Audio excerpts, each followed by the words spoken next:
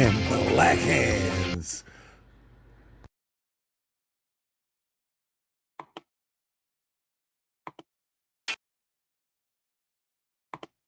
Welcome to another show. This is your boy Chester Searles, where money rules the world.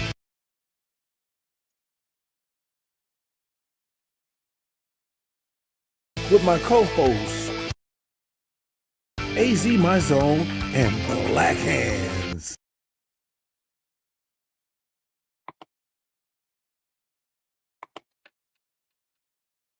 Welcome to another show. Welcome to another show. It's your boy Chester Searles, where money rules the world. We're back at it again with another episode.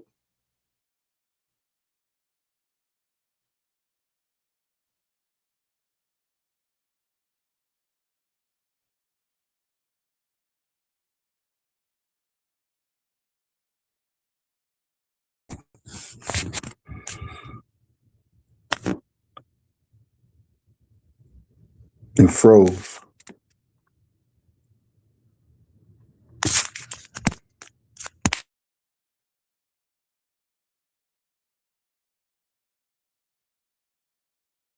Of Happy Face Podcast.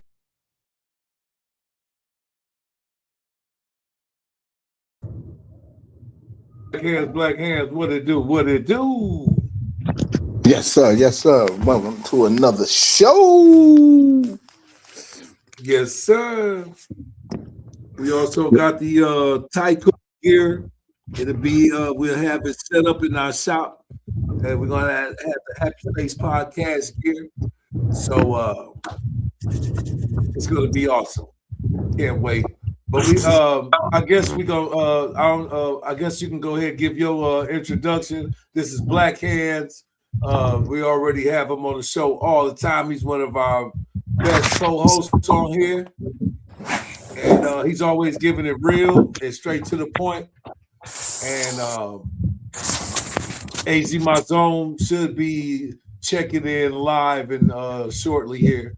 But I guess first we'll jump on the Shedeur Center. Can you hear me loud and clear, sir? Yes, sir. Yes, sir. Loud and clear. Excellent. I guess we'll jump right into the Shedeur Sabatoge is real. I seen a couple passes yesterday that should have been caught by his team, and it was interceptions. It was all kind of stuff. I don't even think they scored. No, they didn't score. They only scored. Well, they did score, but they didn't score a touchdown. So yeah, it looked bad. It looked bad. It looked bad. The sabotage. I've always, when I heard it and I saw it, I was like, I can believe it, because I mean, your eyes don't lie to you. You see what's going on, like you see it. But you never want to say it, because you just don't want to say that. But you can't help but what you see, and the play, the way they play with one quarterback, and then the way they play, even from all the way down to the play calling, and then the pass protection, all that. You can see the difference. So yeah, it's real. It's real. At the end of the day, it's real. Yeah, man. Like I said, man, I got to look at that game. Only a couple. I didn't watch the whole game, and I will be honest about it, because I just didn't. Once I seen the score, I was getting a little bit like feeling like, man, hold on, man. I don't want to watch the shortcomings of a great player and have the narrative set, because it's on a big station, and if it's on a big station, it just makes it feel like they're trying to set him up to the point where, look at what he's doing now. We let him start. We let him do this. We let him do that. Now, we didn't even score a point. But when you look at it all in retrospect, none of the quarterbacks that y'all fucking had throughout the whole 20 years have done anything. Give this man a chance. Right. Let him go out there and fail like all the quarterbacks. Let this system. Yeah, and I agree with that, but my thing is you got to take it a step further because this is a professional organization, and they so-called pride themselves on winning and blue collar, hardworking. Uh, that's their persona, whatever. So, but if you're not putting this guy and giving him the tools that he needs to succeed, then it goes back to sabotage. You know, you can tell the play calling that they did for Dylan Gabriel to make him look good, and he failed at that. But then you don't put no. You always want to put the plays and the schemes in to fit your quarterback, right? To his strengths. That's what you're supposed to do. Now, first of all, if you don't know your quarterback, how you know what schemes to put in and what pass protection, what plays to put in to play to his strength? If you ain't never seen him, you don't even know what he can do. So it's like it almost don't make sense. Right. That's what I'm like. Why would so? It's just. But this is the thing. We're so innovative and we're so spontaneous and we're so off the cuff that you could put us in any situation. We'll float, but if you put us in the right situation, we'll fly. You see what I'm saying? If that makes sense. Yeah, yeah. I mean, So and here it go.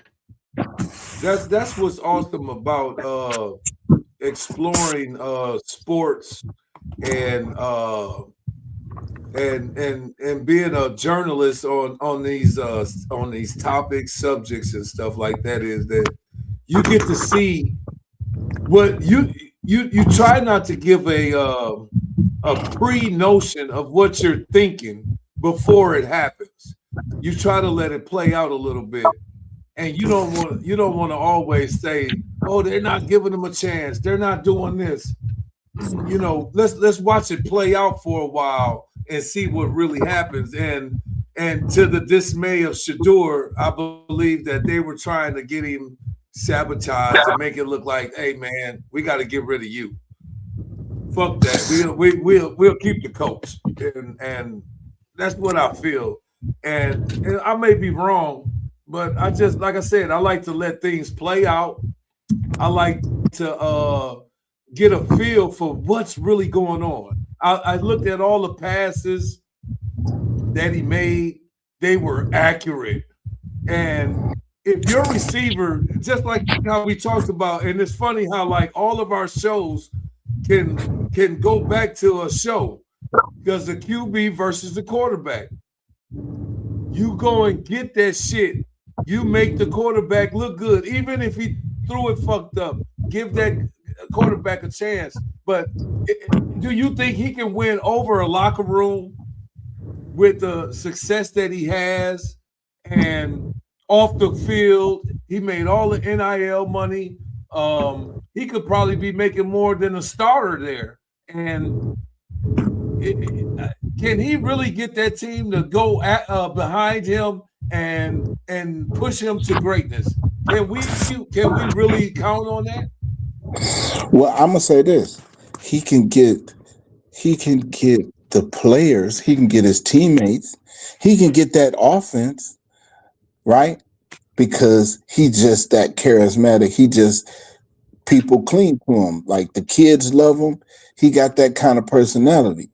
Now, what will happen is if it's no interference, that offense will be 100% behind that boy. But interference, this is where we come in with the sabotage. You know what I mean? So if you know, but if it's without any interference, I believe just like how he got Colorado to buy in, and it didn't have nothing to do with his celebrations or his arrogance or his confidence. They loved that stuff. They loved it. You know what I mean? The fans at Colorado, they love when he put that wrist up. You know what I mean? But and this is the thing, nothing's changed in the NFL. But with this interference comes in, then anything can be, misconstrued or taken the wrong way. I don't know how true it is. I don't know how true it is, but I was told some information today that they gave him the wrong playbook on his wristband. Hey, you know what? And if that's happened, if that was true, I don't know. But if that is true, it's a fact. All right. So, okay, so if that ain't sabotage, then what you call it? What is? You have the wrong, for a that's quarter. Why the whole first quarter, he had the wrong wristband.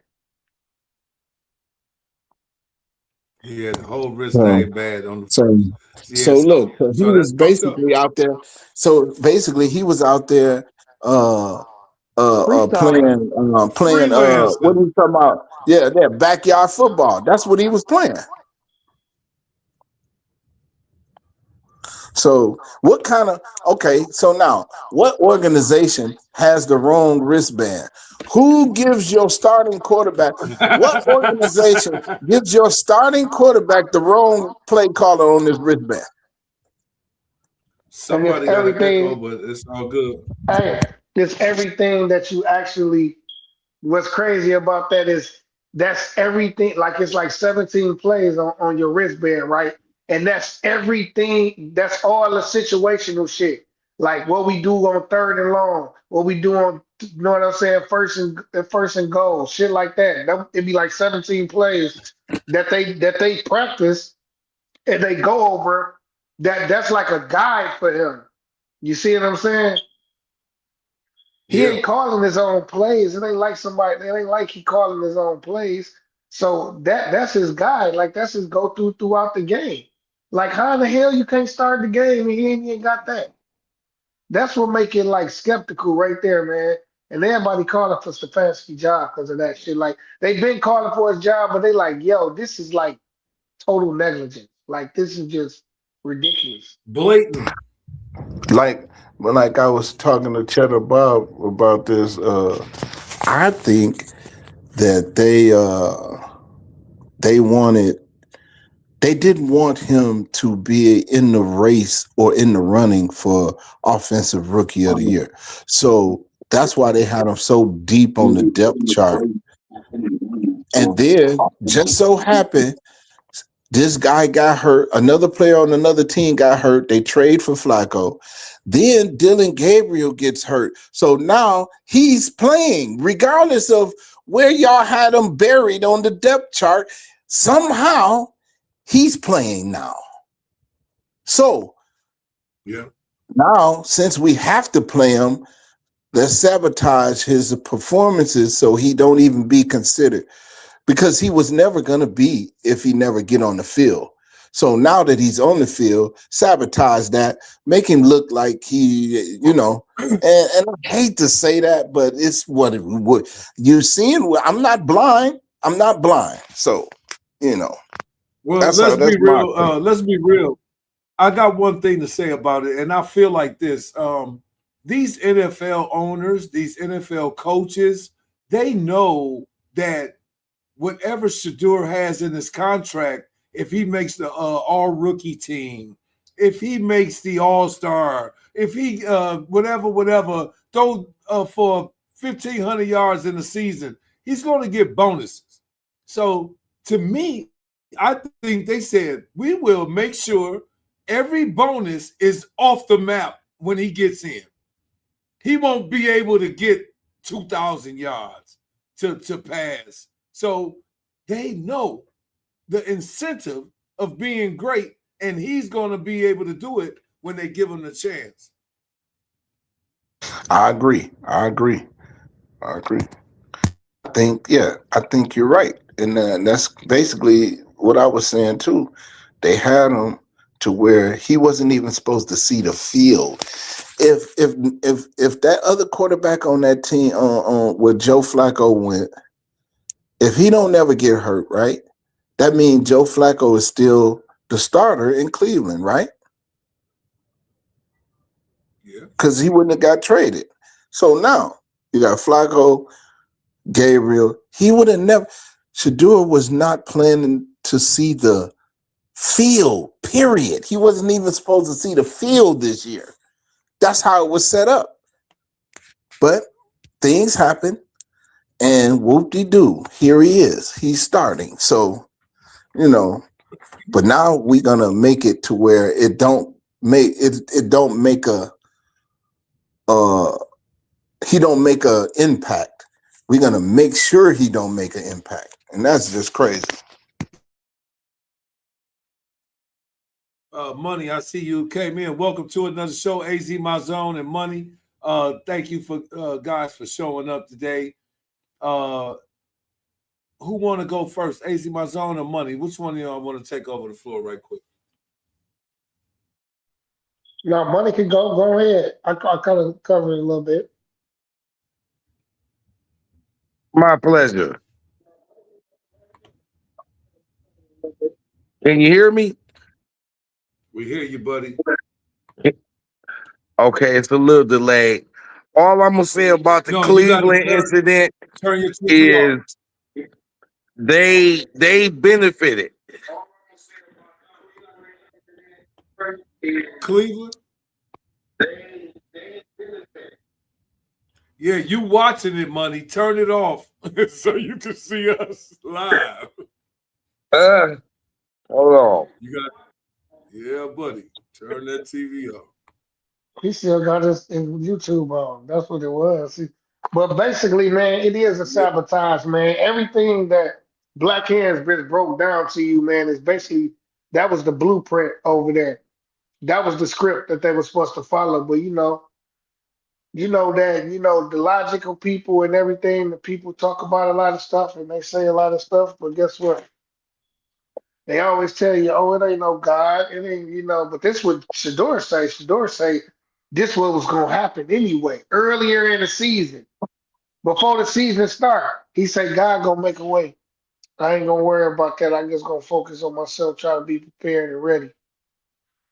Hey, You see, before we go all the way in the dive of that, I'm gonna say Cleveland benefited one way or the other off having them because they got attention.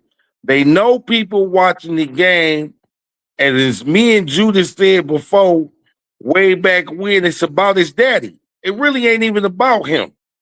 It's about his pops. And if they could do anything to embarrass Deion Sanders or manipulate where he go, that's what it's really about. Does that make sense? Yeah, but does that bring more attention to Deion Sanders now as a coach moving forward? Because look how many of these spots are opening up. You got Michigan open up. You got Dallas probably going to be opening up soon. You got all these places where Deion can make a major impact. Now, I get it that he's with the kids right now, and that might be his best place, but you got to think Stefanski will be out of there. And me and Black Hands were talking one day, and it just came up, and he said something to me that I said, holy shit, I never thought of this. He said, what if Deion coaches the Cowboys?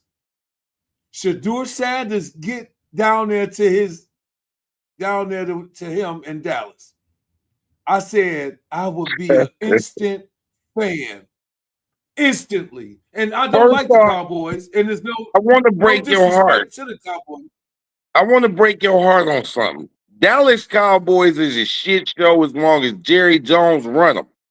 So let's take that off the equation because the dude Disagreed.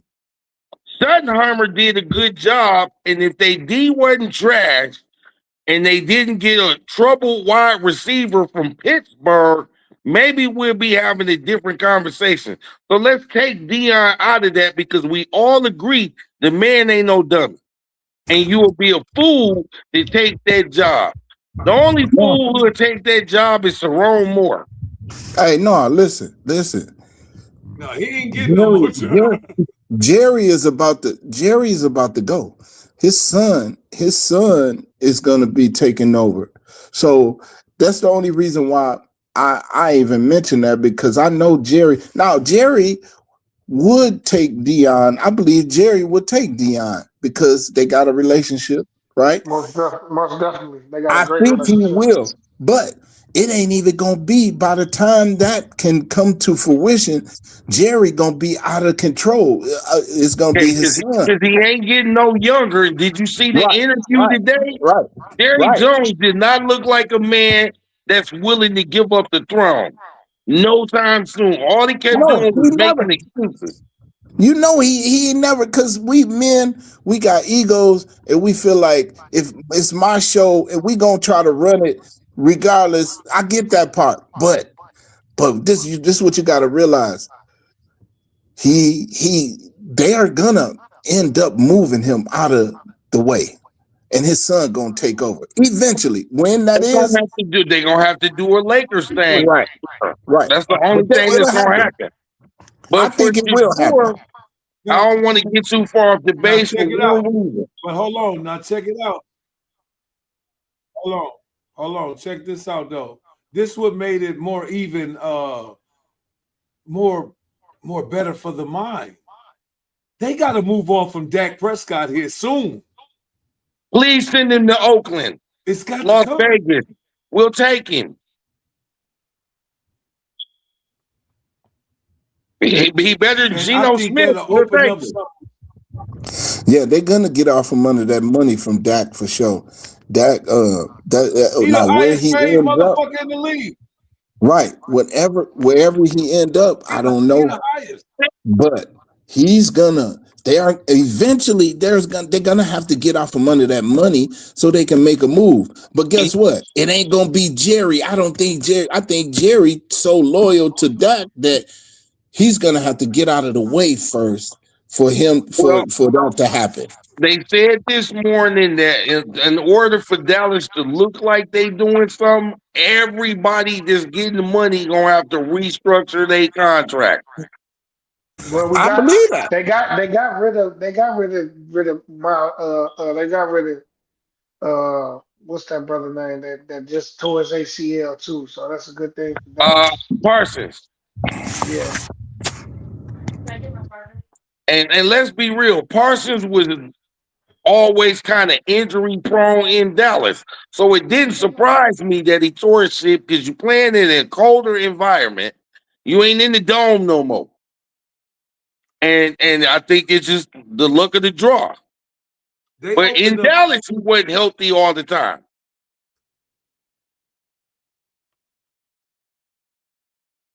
Does that make sense? Yeah, he was hurt. He was hurt a few times in Dallas too. And then he'll come back, have a couple games, and I want my money. Let's be real.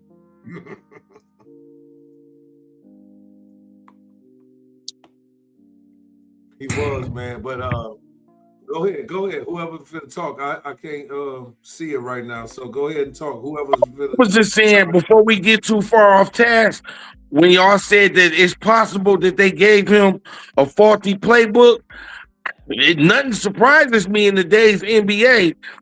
The Lions game on nationwide TV, they called a touchdown that a blind lemon could see wasn't a touchdown.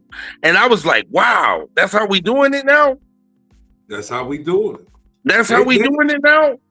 I don't think they like gamble, man. I've seen a lot of things in my lifetime. But when I saw that, I was like, is the end of the world coming tomorrow that they called that a touchdown? They've been doing some bullshit like hey, the game that we loved is gone. Gone. The game that we love is done data. Stick a fork in it. So if Cortland, hold on, money. Cortland, I hear you on the show, man. Welcome to another show. we're just picking up off of Shedeur Sanders, and Okay. it was just blatant sabotage. They gave him the wrong playbook in the first quarter. They Jerry Judy handed the motherfucker an interception. Plenty of passes that could have been caught that just didn't get caught. And I'm saying, and the only people that's on his side, it looks like, is Miles Garrett, of all people, one of the greatest. And he's like, they not doing him right, man. Well, you can see that what they doing to him. And it's all about his daddy. If they let him get his shine on for real and actually do, it ain't so much about his skill. It's about you gonna hear Deion's name regularly. And they do not want that right now at all, if ever. Because why he didn't get down. Okay? He didn't get down. If he go to another team, like we want him to go to Michigan, that'd be nice. We want him. I'm a Michigan fan, but I know the fix gonna be in nowhere. He might as well stay where he at. If they are having his back as the athletic director and they let Deion do his thing, God with him, he gonna get what he need to do what he do. I wouldn't want him in Michigan, to be honest. No. I agree. I wouldn't want him there because just stay where you at or go to the pros and coach your son. If you get a chance to go coach your son, go coach him. Hey, guess what? I'll take him in Cleveland. You a brave man for that. I'll take Deion in Cleveland, man. Because Cleveland, if they move, I'm putting this way, I'll give you this. If they move out of actual Cleveland, you sold me a ticket. I'm in. But as long as they are in the city they in with the same management and all that bull, because that Ravens job might be open. I'd wait for that Ravens job, see if I can get that.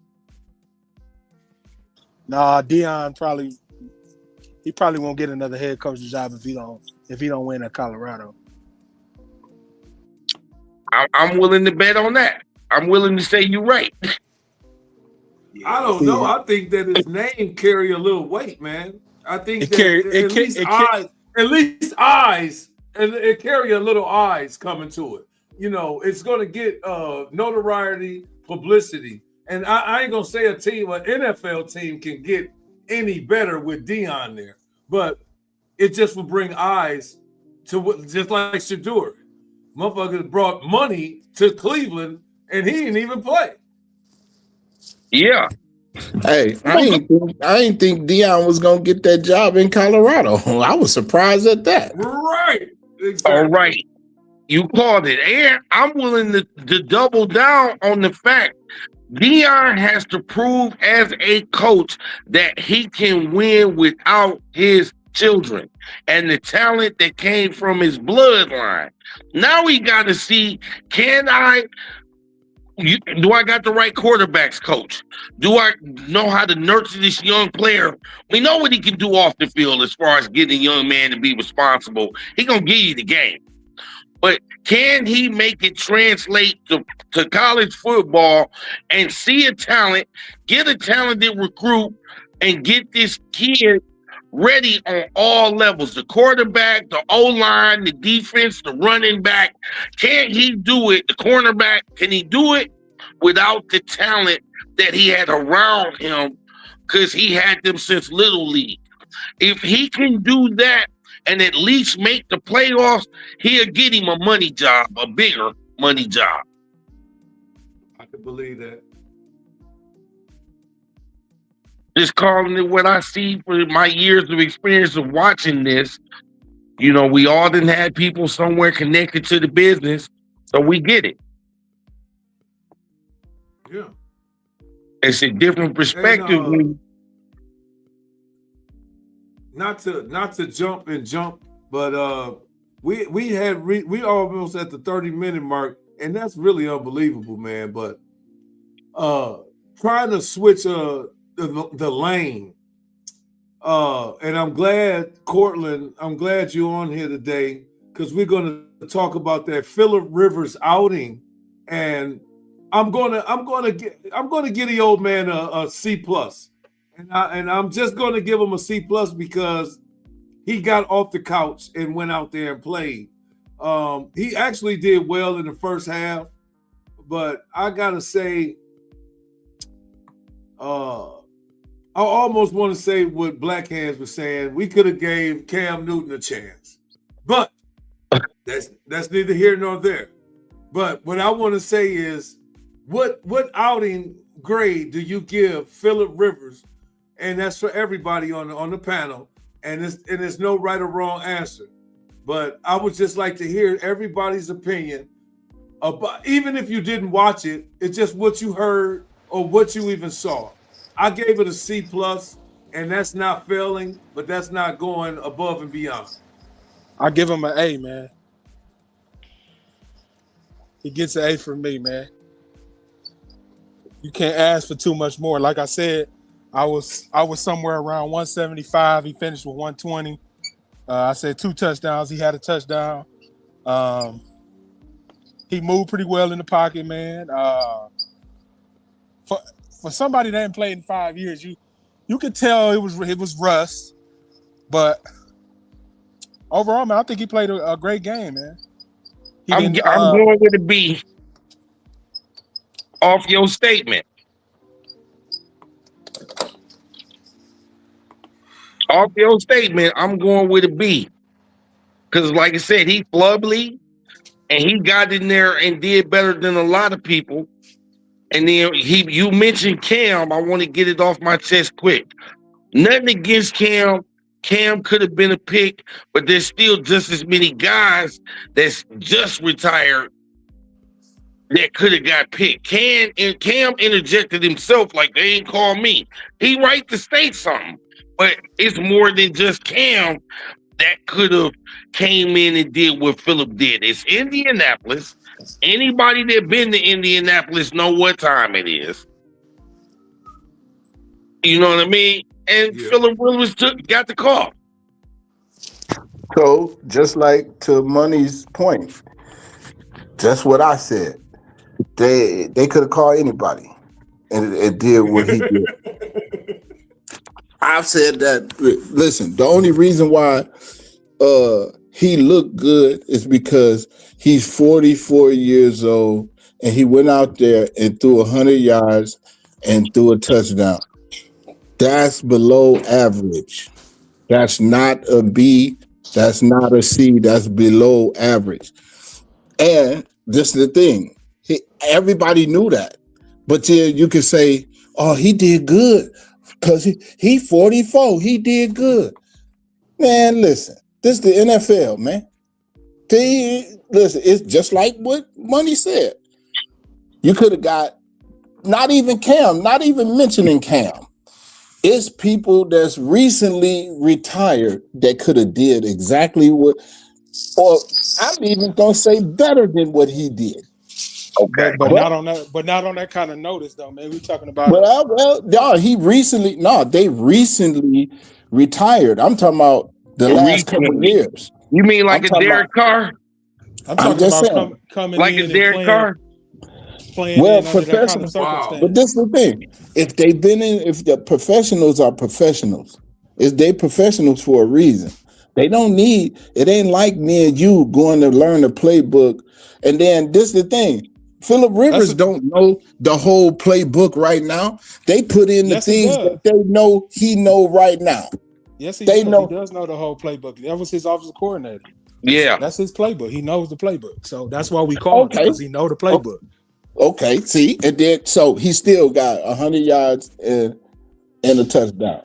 But this is the thing: nobody even off of 5 days notice, though, man. No, listen, he got off the couch. Off the couch. What are we talking about?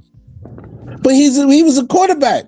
It ain't like off the couch. He ain't played in 5 years, though, bro. Listen, he ain't played in 5 years. Listen, it ain't like Chet coming off the couch, man.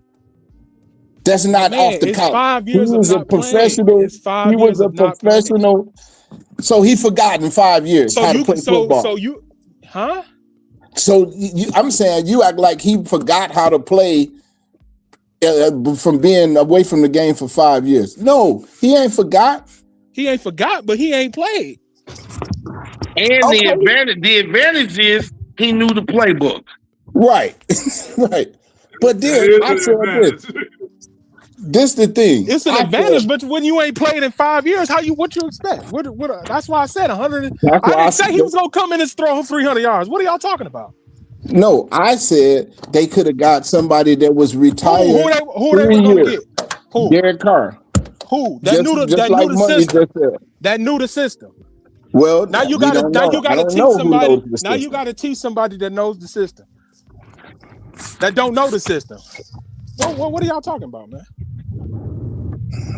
Well, this is what I'm talking about.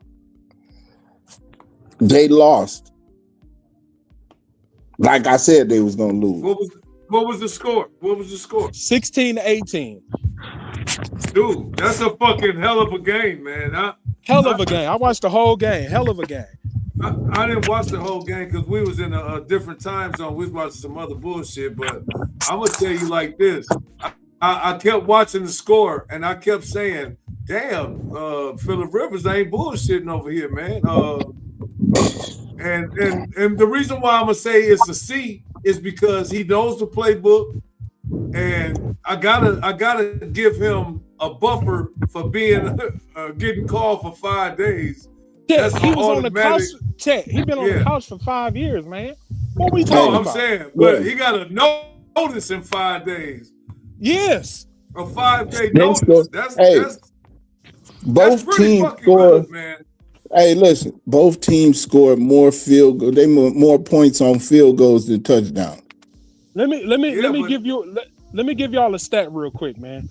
Not to cut y'all off. Let me give y'all a stat real quick of a starting quarterback that's been on this team the whole season. Let me give you his stat. He played yesterday. He been in the system for the last 15 weeks. Let me give you a stat line.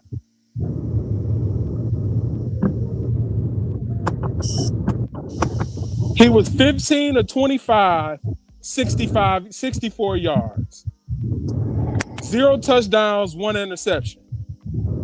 This is a quarterback that's been on the team for the last 15 weeks. That was his stat line.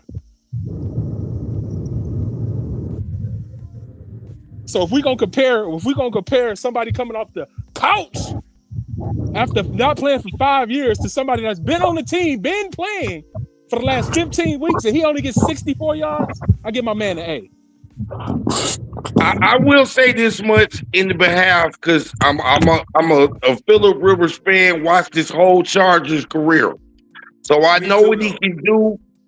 I saw the flashes of it.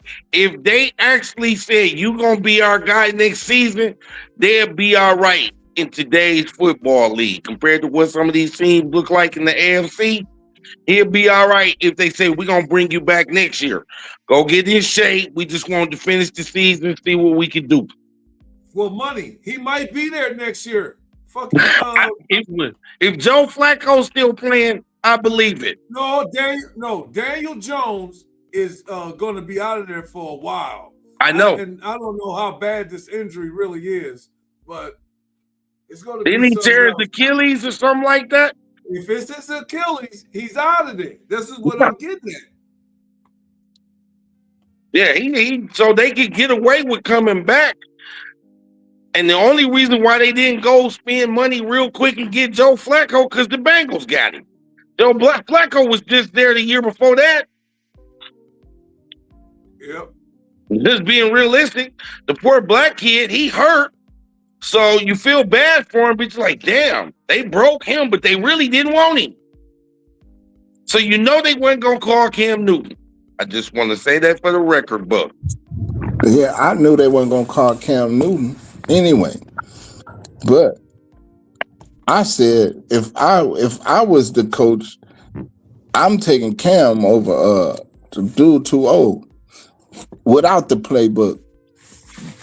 And I'm not going to even dog that because you look at who recently retired. You got Cam, you got Derek Carr, and I think that's it.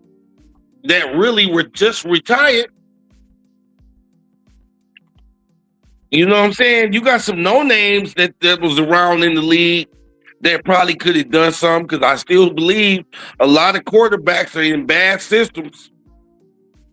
Shit, and you see a guy go to another team and look great. Now Kenny Pickett, the white boy that got drafted by Pittsburgh, he done.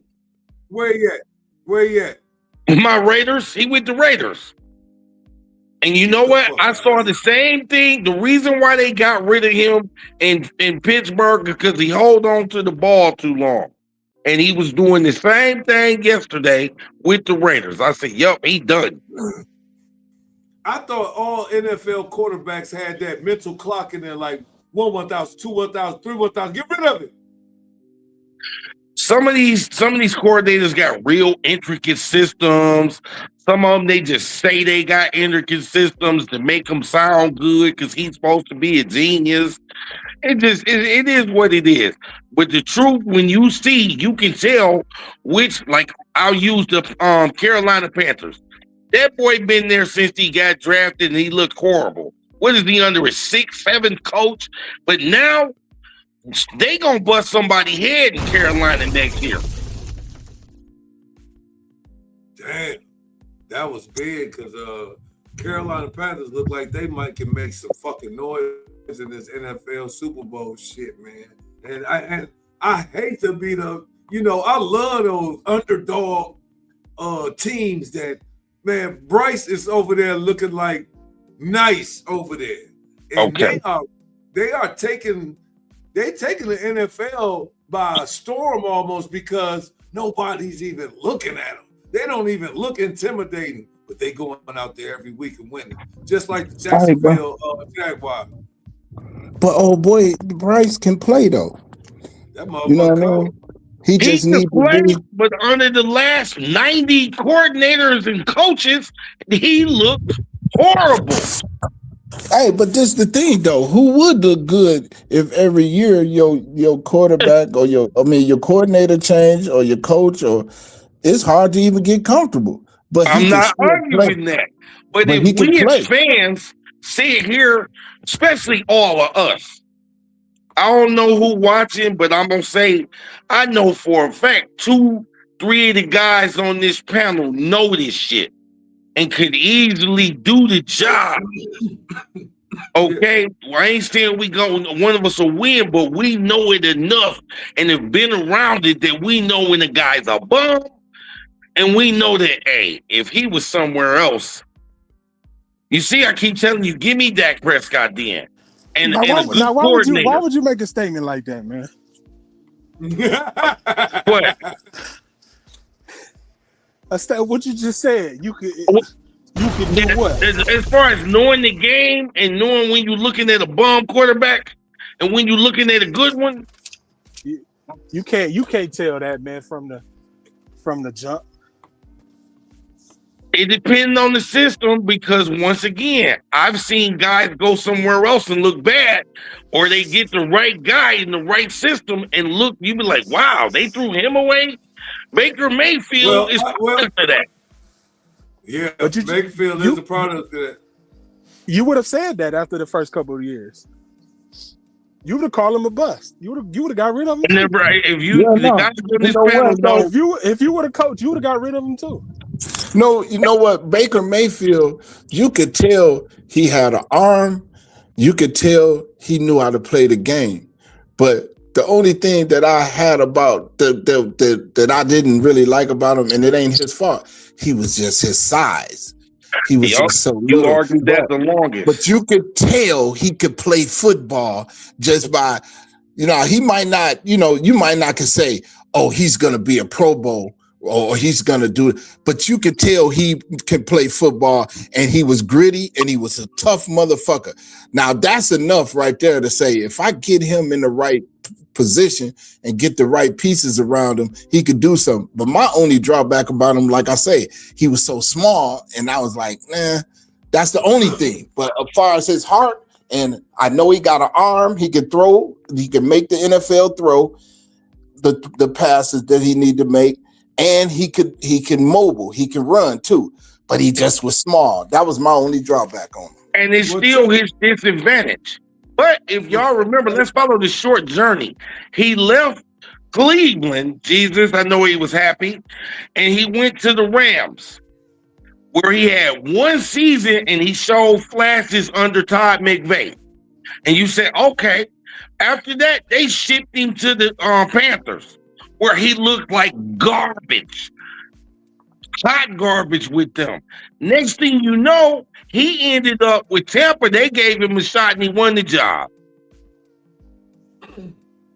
I got a question for the panel, man, and I'm sitting here thinking, and I'm just wondering, why is it that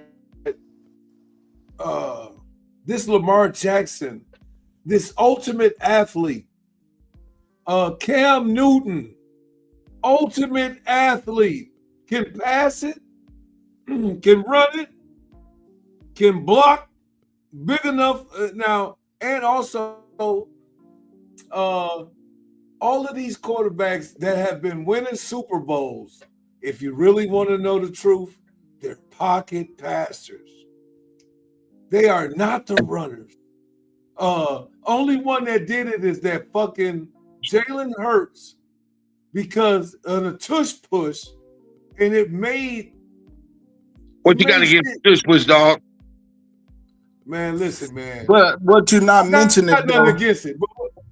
But what I'm getting at is this: the Super Bowls have been won by more of a passing team with a passing quarterback, rather than that runner that we like, that our style the dual is. Threat. The dual That's threat. The correct word is the dual threat quarterback. Dual threat. So the dual threat quarterback to me is not enough for me to say that those quarterbacks are going to win you a title. Now, a first down in a Super Bowl is different. You got to be able to get, they say it's a game of inches, and we have been watching this shit for years. The fucking one that know how to pass that ball, because you got to run it to bait up the goal. Now, we've been watching this all our life. Here you go. We got a lot of good running backs, a lot of good passers. The one that got both of them don't win it all the time, and it's not proven. You can tell me they MVPs. Now, this Josh Allen might be the only sucker that I see winning a damn Super Bowl that's able to get up there and run that bitch 40, 50 yards.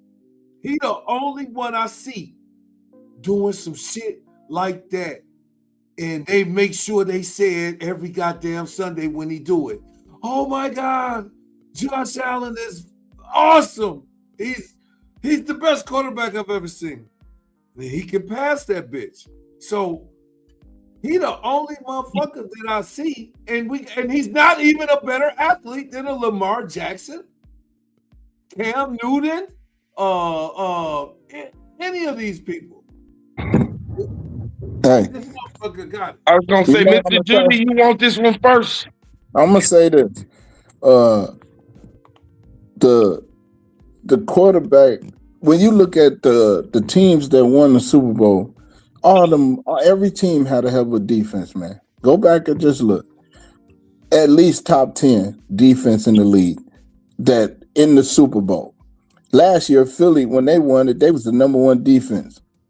So when you got a defense that can stop people from scoring, you don't really have to score a lot of points. Yeah. You know what I'm saying? So now, when it comes to this, the thing, when you don't got no defense, I don't care what kind of pocket passer you got. He ain't winning no Super Bowl without no defense. Fact. So this is, and that's just what I'm saying. Like, so when you put that, you got to mix this shit up like gumbo. When you mix up the running and the passing, a quarterback, and the run game, you got to mix that up. You got to have at least a top 10 defense for you to be considered a threat. If your defense is garbage, and you know what? I really forgot to even add that element of the shit in, but you are really correct. No, you're correct because Philly had the #1 defense. I was just about to say Philly proved the point. And every time the Ravens won, they were #1. Basically, defense. Every champion been more defense than the offense. You're about right. Because you got to stop somebody. Yeah, you might can throw. You can score anytime. You can have the #1 offense score. I get the ball as long as I get the ball. But how about if your defense don't stop them, you ain't gonna get the ball. So that's the thing. Okay, you gotta. I got one. To go along with what you said about dual threat quarterbacks, let's use the Baltimore Ravens. Take away the 2 Super Bowls, Trent Dilfer and the other old man. Okay, they had solid defense. Have you noticed intentionally they defense has been hot garbage? Yeah, to the naked eye it looked good. But then why they ain't went to the Super Bowl? Because their defense has always been made and picked to not be as good as those other Ravens teams who had pocket quarterbacks. Now we've got this ultimo quarterback with a suspect defense depending on who the hell they play. Exactly. You hit it right on the nose. That's exactly why. And you know that's my squad. I already know. You know that's my squad. So they don't have, it looked good. They got pieces. They got a couple pieces, but that defensive unit is nothing like 3-4 years ago. You know what I'm saying? 5 years ago. Wait as long as he the quarterback. Right. That's the right. So this is the thing. Like you can have a dynamic quarterback, but if you put him behind the defense, just like if he had the Philly defense of last year. Oh my God. They probably would have went undefeated. But they management know, just like Philly's management, what it takes to put together to give your team the best shot. They chose to do that. And you're right about the pocket quarterback. KT prefers more of Mr. Judah prefers more of a dual threat type quarterback. Under the Philly situation, I can take the subpar defense if I got that pocket scrambling quarterback, but I'm gonna need some receivers. None of this works without the receivers. Okay? And we've called that. But so statistically, with that mix, not to cut you off, with that mix, it's still not a guarantee, right? You still need a solid D. So you yeah. You know what I mean? Because it'll work. It'll get you there. It might get you to the NFC Championship or the AFC Championship. But that mix, you're gonna run into a team where you're like, man, we gotta stop them. If we can't stop them, we can't stop them. Yep. You're right. The defense, because defense wins at the end of the day. Championships. Even in basketball, if you can play good D, you got a good chance of winning the championship. You ain't gonna blow the other team out, but you gonna win. Hey, I think Philly had the #1 scoring defense also last year. Check me if I'm wrong. Check me, I might be, but I swear I think they had the #1 scoring defense, meaning they defense scored more points than any other defense last year, I think. Check that for me and see if I'm right. I'm almost positive. I know they guaranteed they was top 5 in scoring defense last year, for sure. I don't have my laptop handy. Cheddar Bob got it. He'll check it out. I was gonna say, I know he do. Yeah, I think so, but I don't know. Somebody check that out for me. The #1 scoring defense. No. Yeah, scoring defense. from last season. Damn. I see the Texans, but Is that this year? You talking about this year? I'm talking about last year. 2024. The number one defense in 2024 NFL. The Chargers. No, but okay. Let's go playoffs. Ask that question again. Scoring defense, not just defense overall. No, it's a scoring defense. I asked the scoring defense. Yeah. It was the Chargers. That's what they tried to tell me. Who had the number one defense in the NFL in 2024? Who had the number one ranked defense?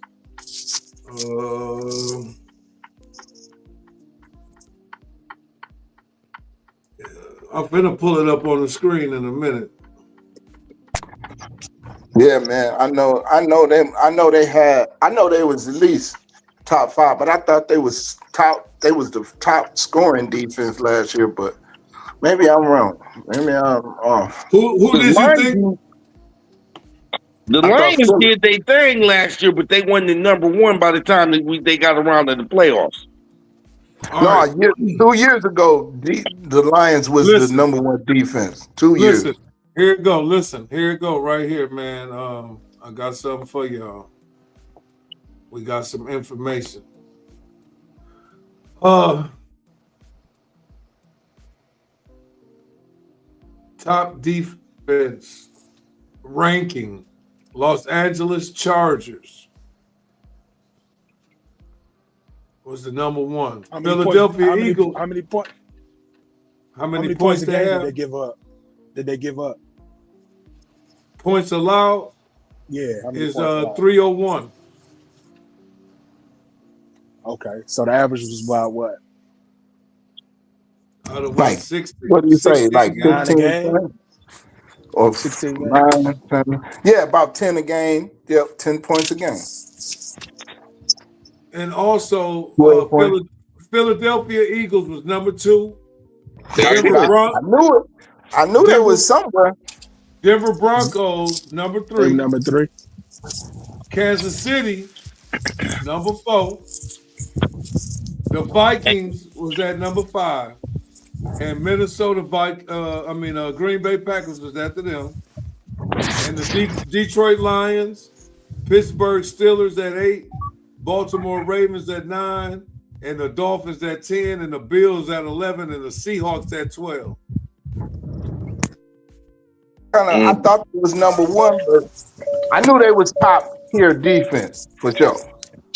And who are you talking about now? I'm trying to still. I was saying Philly was top tier defense. Yeah. I thought they was number 1. No, they're number 2. But they shit. You got to think that's the regular season. So now they go into the playoffs and they got more. Right. It's more points going to be scored on them probably too that season. But no, they probably only stopped at the end of the season. Sorry, 17 games. So that was just the regular season. Right, but if your defense is consistent for 17 games, it's safe to say they are solid defense and they go. You know what I mean? So this is what I'm trying to get at by looking at I'm gonna go to 2025 and let's just see the correlation of defense and look at the names of what I'm trying to say, these familiar names. Eagles, Broncos, Chiefs, Packers, Steelers, Ravens. Those are that's culture. That's the culture of they shit. Classic defensive organization. They pride themselves on defense. Yeah. Pride themselves on, and now let's also remember those people got fucking champion Super Bowls. So what I'm trying to get at, there's a correlation to this shit. Yeah. Hey, when Ray Lewis and them won it that year, Trent Dilfer was the quarterback. The best game manager of his time. Listen, they didn't score. They had the number one. Now that for sure, I know. That year, the Baltimore Ravens had the number one scoring defense. They led the league in sacks, they led the league in turnovers, and they led the league in defensive scoring. So they ain't even need Trent Dilfer to do nothing. Just don't turn the ball over. That's it. We gonna win. Wait a minute, and he didn't. That's what I'm saying. So so when you think about this, you really don't a pocket passer. Yeah, he was a pocket passer, but he didn't do nothing. It was the defense. So you can win. It's safe to say you can win a Super Bowl if you got a great defense and you could just have a guy that don't turn the ball over, throw it away, don't take no sacks. Just throw the ball away. If it ain't open, throw it away. And we'll punt. Because our defense going to hold us. I'm going to go back in time. Tampa did the same thing. Warren Sapp. That was with Warren Sapp. Under John Gruden. With who? Trent Dilfer. No, didn't they have Brad Johnson? Didn't they? No, but I thought Trent Dilfer was their quarterback when they won. They got Brad after. If I'm not mistaken, Brad Johnson, they got him after. You might be right. So Trent Dilfer was there. What was that? 99? That was 99, wasn't it? Mm-hmm. That sounds about right. But their defense was awesome. Yeah, so they like I say, you can. I'm betting. This is my thing. Like, I know you need to score points, right? Everybody got to score points, right? But if you can average 20 points a game and have a great defense, you don't need to. That's all you need. You can win. Because I don't think the Ravens in that when Ray Lewis and them, I think that was in 96 or 97, one of them years. But I think they only scored like 14 points a game. They only averaged 14 points a game, but they won the Super Bowl. And they was 9-6 going into the. They made the playoffs at 9-6 and won the Super Bowl. That makes sense. That makes sense. So yeah, that defense, you got to have a solid defense, man. Regardless of what kind of quarterback you got, whether he a running quarterback or dual threat or he a pocket quarterback. If your defense can't stop nobody, you're gonna be watching the Super Bowl with us. That's how I know Buffalo ain't gonna win. Exactly. That's the point I was gonna tell Chet. They don't got that defense. Josh Allen to become super Josh Allen every damn game and the playoffs. But that's what I'm searching for. I'm trying to see. I'm finna see this motherfucker. Now I know Buffalo ain't got no good defense. But they ain't trash. Chet, they ain't trash. That's what I'm gonna say. They ain't trash. They not but trash. They not elite though. You feel me? They not a trash defense, but that's not the defense that's gonna catapult them to the Super Bowl. That's my opinion. What I'm looking for is the trend, because you got to look at it, this. All sports is trends. Well, if you go by the trend that you put up yourself in the history of football, modern era, more pocket quarterbacks have won, but they have had defense. Troy Aikman had a solid 8++ defense. Yep. And he got 3 of them. You feel me? Trent Dilfer, plus defense. Pittsburgh, Ben Roethlisberger, they had a plus defense. Yep. Great defense. So it looks like pocket Tom Brady, he had a hell of an O-line and a hell of a defense. Pocket quarterback. So it looks the part, but if you can ever get the two things on the same page, oh, wait a minute. It's happened in Kansas City and it's happened in Philly. Yep. But what So I'm getting at is right now, okay, I got the defense number one for I got the number one defense for this year. Now the Texans is number one.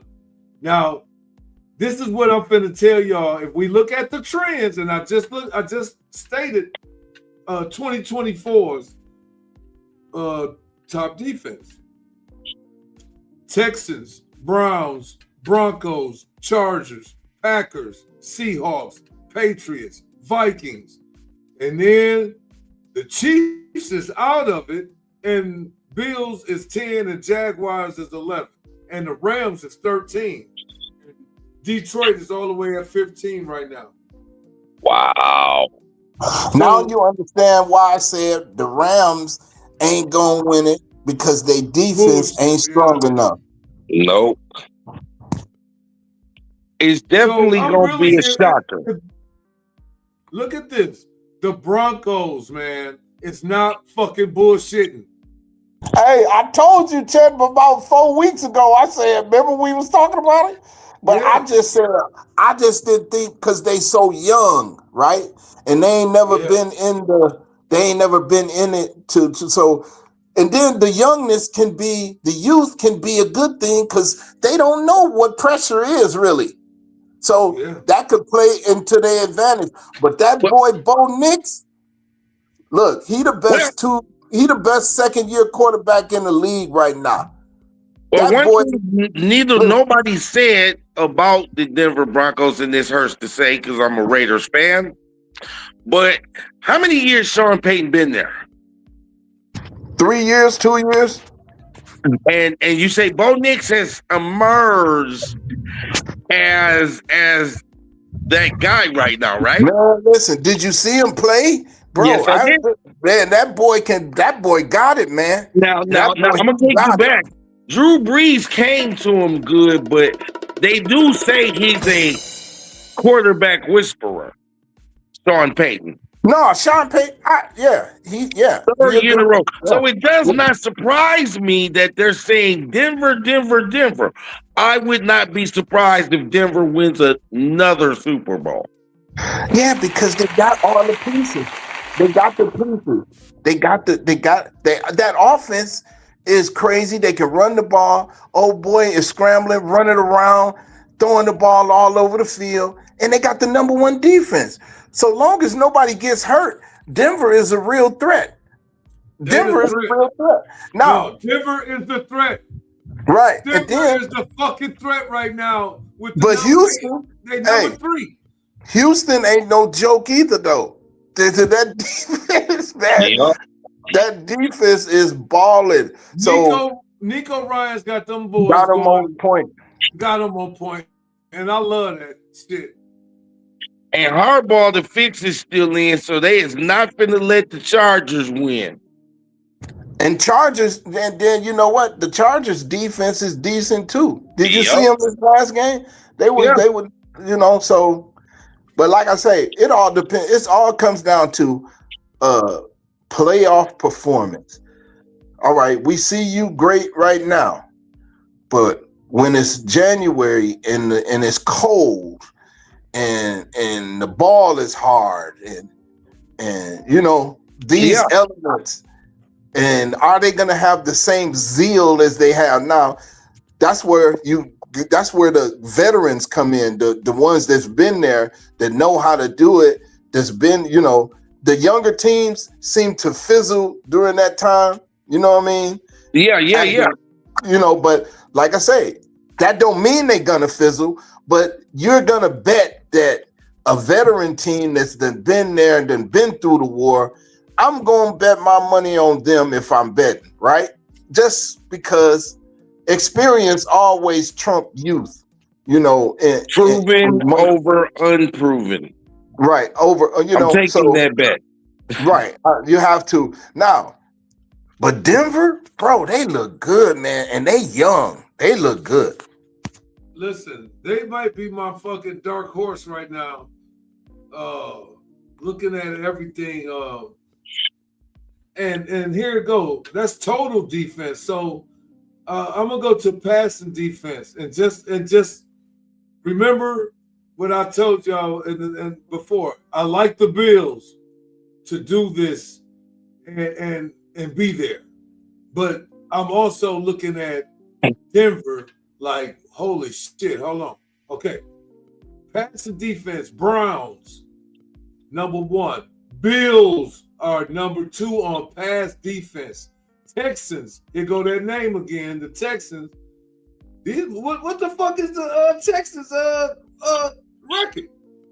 They 9-5, I think. They 9-5. Undetected. They're going under the radar here. Under the radar.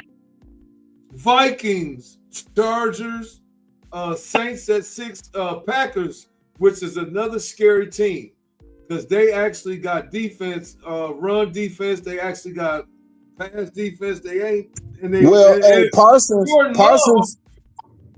is gone, so that pass defense is going to suffer. That's over. No, they're finna get tested because nobody was able to pass it to nobody. Shit, this because Parsons was there. Yeah, it's over. Oh, now look now. So I'm gonna only go up to the top 10. Jets at 8, and that's kind of weird. Broncos at 9, and then the Falcons. So that's just the pass defense. Now rushing defense. Now this is really it's crazy because you gotta stop the run, right? That's really what you really gotta do, so you can know when the pass is coming. You gotta almost shut everything down. So now here go to rush defense. Jaguars are number 1, bro. They're fucking. We're not talking about the Jaguars, but the Jaguars have been cracking heads. Listen, they cracking heads, and it's getting crazy because it's getting to the end of the season, and it's now okay. The teams that probably could beat you might not even be in the fucking playoffs. They might not even make it. At this point, I definitely believe that the Super Bowl is coming out of the AFC this year. I believe that. I believe it's coming out of Denver. Look real good, and I don't see nothing in the NFC that can beat it. No. Jaguars. Hold on, let me ask you a question go real ahead. quick. Out of the whole total playoff picture, AFC, NFC, both sides, what quarterback do you guys trust the most? Out of both sides. I'm gonna have to say when the Matthew Stafford. There we go. Matthew Stafford. Just thinking that, like, damn. That's the winner. Hey, I'm taking Hurts. I trust him the most because he done did it already. He done did it. Matthew Stafford did it, but like I say, when they did it, they had the number 1 defense. Yeah, they did. But his question was quarterback out of the AFC. Which one would you take? No, he said NFC or AFC. I say, yeah. Which one do you trust? Who do you trust? I say it hurts. I'd say it hurts. Why? Because he done it already. Matthew Stafford has too. Well, Matthew Stafford had a defense that was. Why do we have to add caveats, man? I just say who you trust. Because that's what it is. Because guess what? If that's the case, this is why. Listen, this is why. Because if it was just Matthew Stafford, they would have won again by now. They didn't win because that defense, he didn't have that fucking defense that could stop somebody. That's why he ain't won. If it was just Matthew Stafford, that's all I'm saying. Do you know how hard it is to win the Super Bowl? Like, what? I know. That's what I'm saying. I know. That's why he ain't won. You saying it like it's easy. No, I'm saying no. It is easy. No, it's not. No, it's not. It's easy. It's easy if you got a defense. Yes, it is. Because all you got to do is don't turn the ball over. Your defense stop. All you got to do. Yep. Right. And that's all he did. We're getting away from his question. I'm gonna say, who would you trust in the AFC? Because that was part of his question too. It was a In part the two-part AFC, question. in NFC, I'm taking Hurts as who I trust the most. Yeah. In the AFC, who I trust the most, I'm gonna say he hurt though, but damn, I can't trust Bo Nix. I like him, but he just young. I ain't got that confidence in him. But he playing good. So that's why I'm asking, why are people picking all these teams that you don't trust the quarterback? No, I ain't say trust the quarterback because they got defense. They got the number one defense. Defense ain't gonna carry you to no championship, man. How come it ain't? That's the only thing that carry you there. It's too much offense going on, man. Hey, listen, you got to be able to score. It ain't no champion. The last 4 Super Bowl champions had the top 10 defense, man. They also had a top tier offense too. They also had a top tier offense.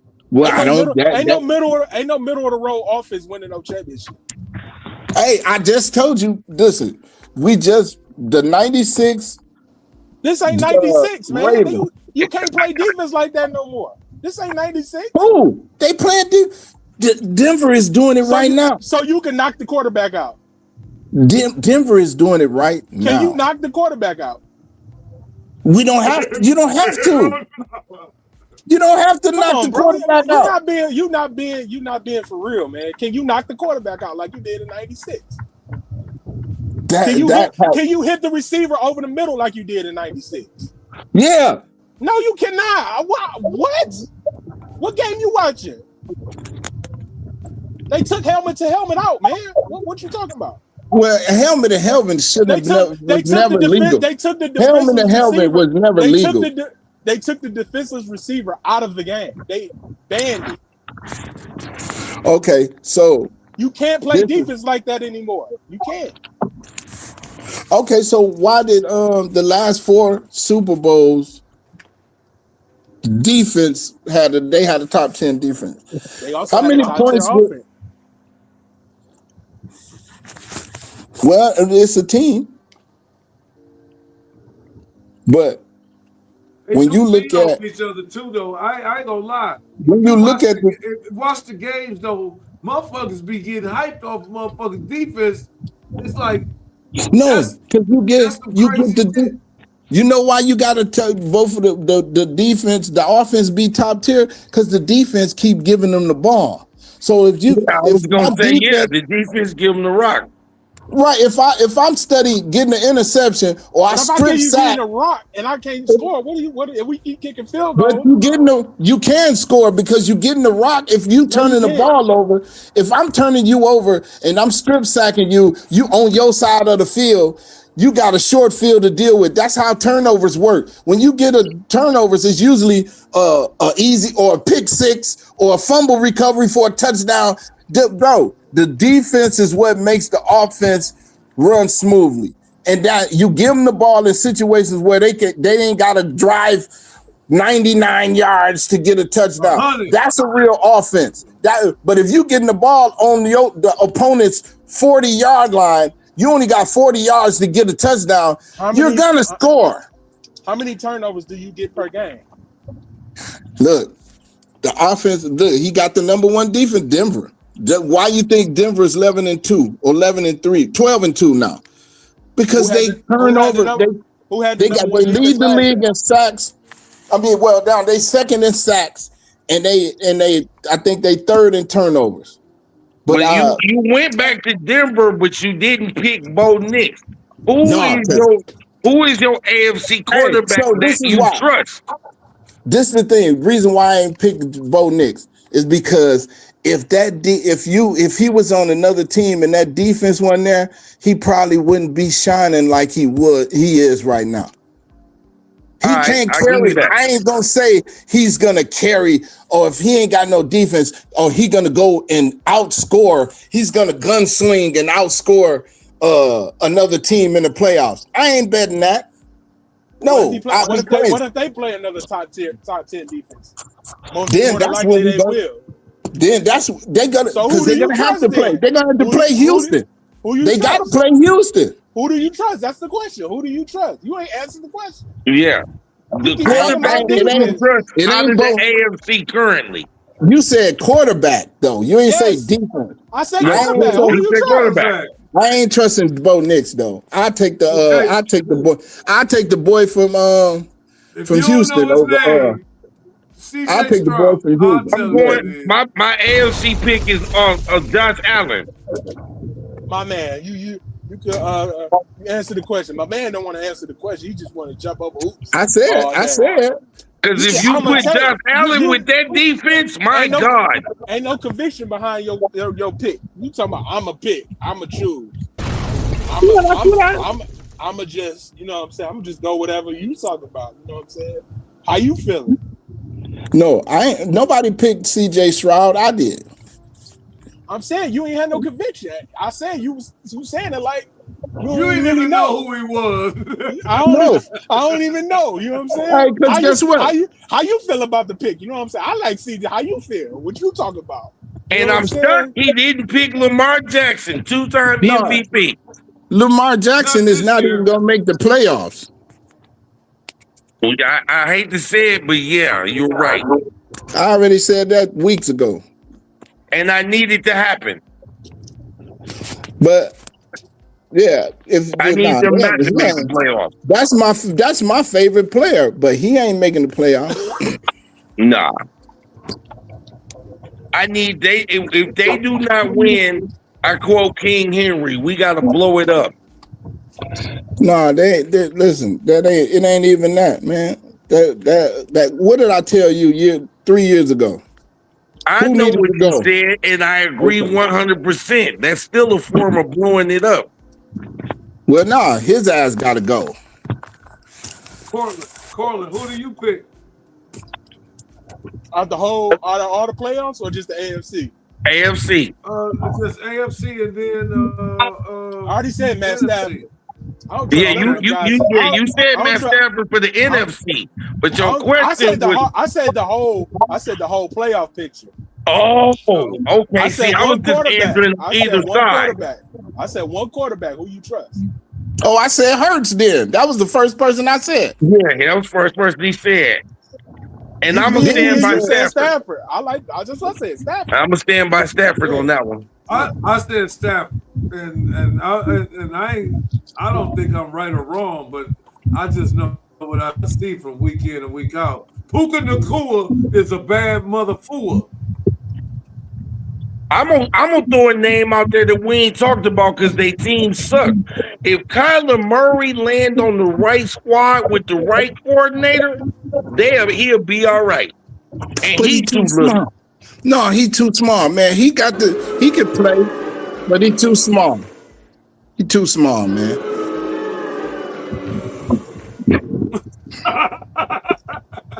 I ain't even mad. Let's not diss the brother like that, man. Now I know he a diva and he whine. Let's take the personal feelings. His game, I've watched the guy play, and when he had weapons, he can get the ball to a motherfucker. Yeah, but he can't. This is the only thing, man. He can't see over the line, man. A lot of times he be scrambling. He'll scramble not be because he under pressure, because he can't fucking see the receivers. Yeah, he So got he to got get to to get an angle. out the pocket to even see the damn receivers. That's the only problem with him. I'm Yeah, surprised he lasted this long. Right. I'm surprised he lasts this long. Now I'm Because gonna throw hey, another guy who's similar to him. The quarterback for the Dolphins is kind of similar. He ain't much taller. bro, and he finna die out there if he keeps staying out there, man. Tua Tagovailoa or whatever this motherfucker last. Uncle my lower, yeah, that guy. Motherfucker, furniture started rising in your apartment, motherfucker.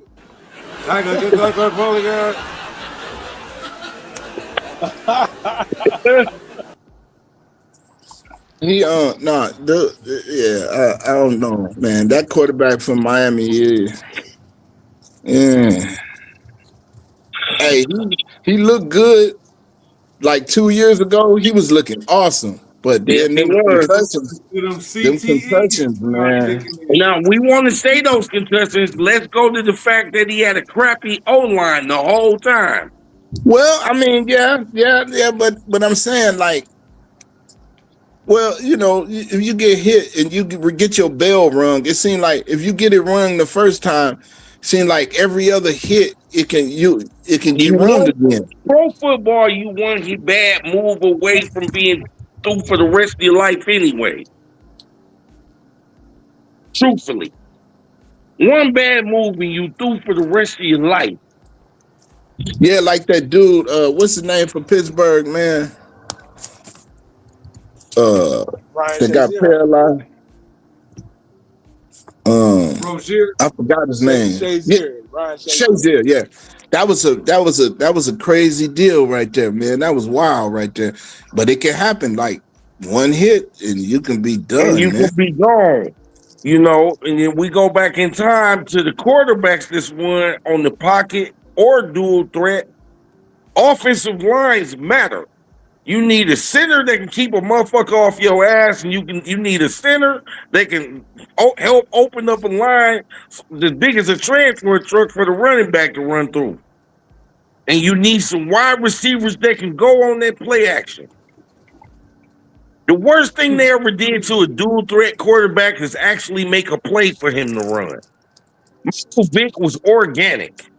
And if they keep that or bring that back in any fashion, it's a wrap. Yeah, because that's why Randall Cunningham uh was so effective because they never had it wasn't no RPO back then, run Nothing. pass option. It was just The Wildcat. when you scramble, you scrambling off of instinct. And that's what made Randall Cunningham so dangerous because he ain't had no running plays for him. He was just like, okay, my man ain't open, my check down is covered. Pew! That was it. When And that's they what made it start real. making money off of it, like, we're going to call the Wildcat. That's when it was over because now you got a guy that's naturally built to do that. But you draw a play for him to run. Shit, we don't need a running back no more. Yeah, New Orleans did it cold too, though. I like New Orleans when they did it. Go ahead. That was a fad though. That wasn't like this is our normal offense. That's what made it unique. Yeah, they just tossed that in for like a gimmick or like almost like a trick play in a way. But back when Michael Vick did it, it was organic.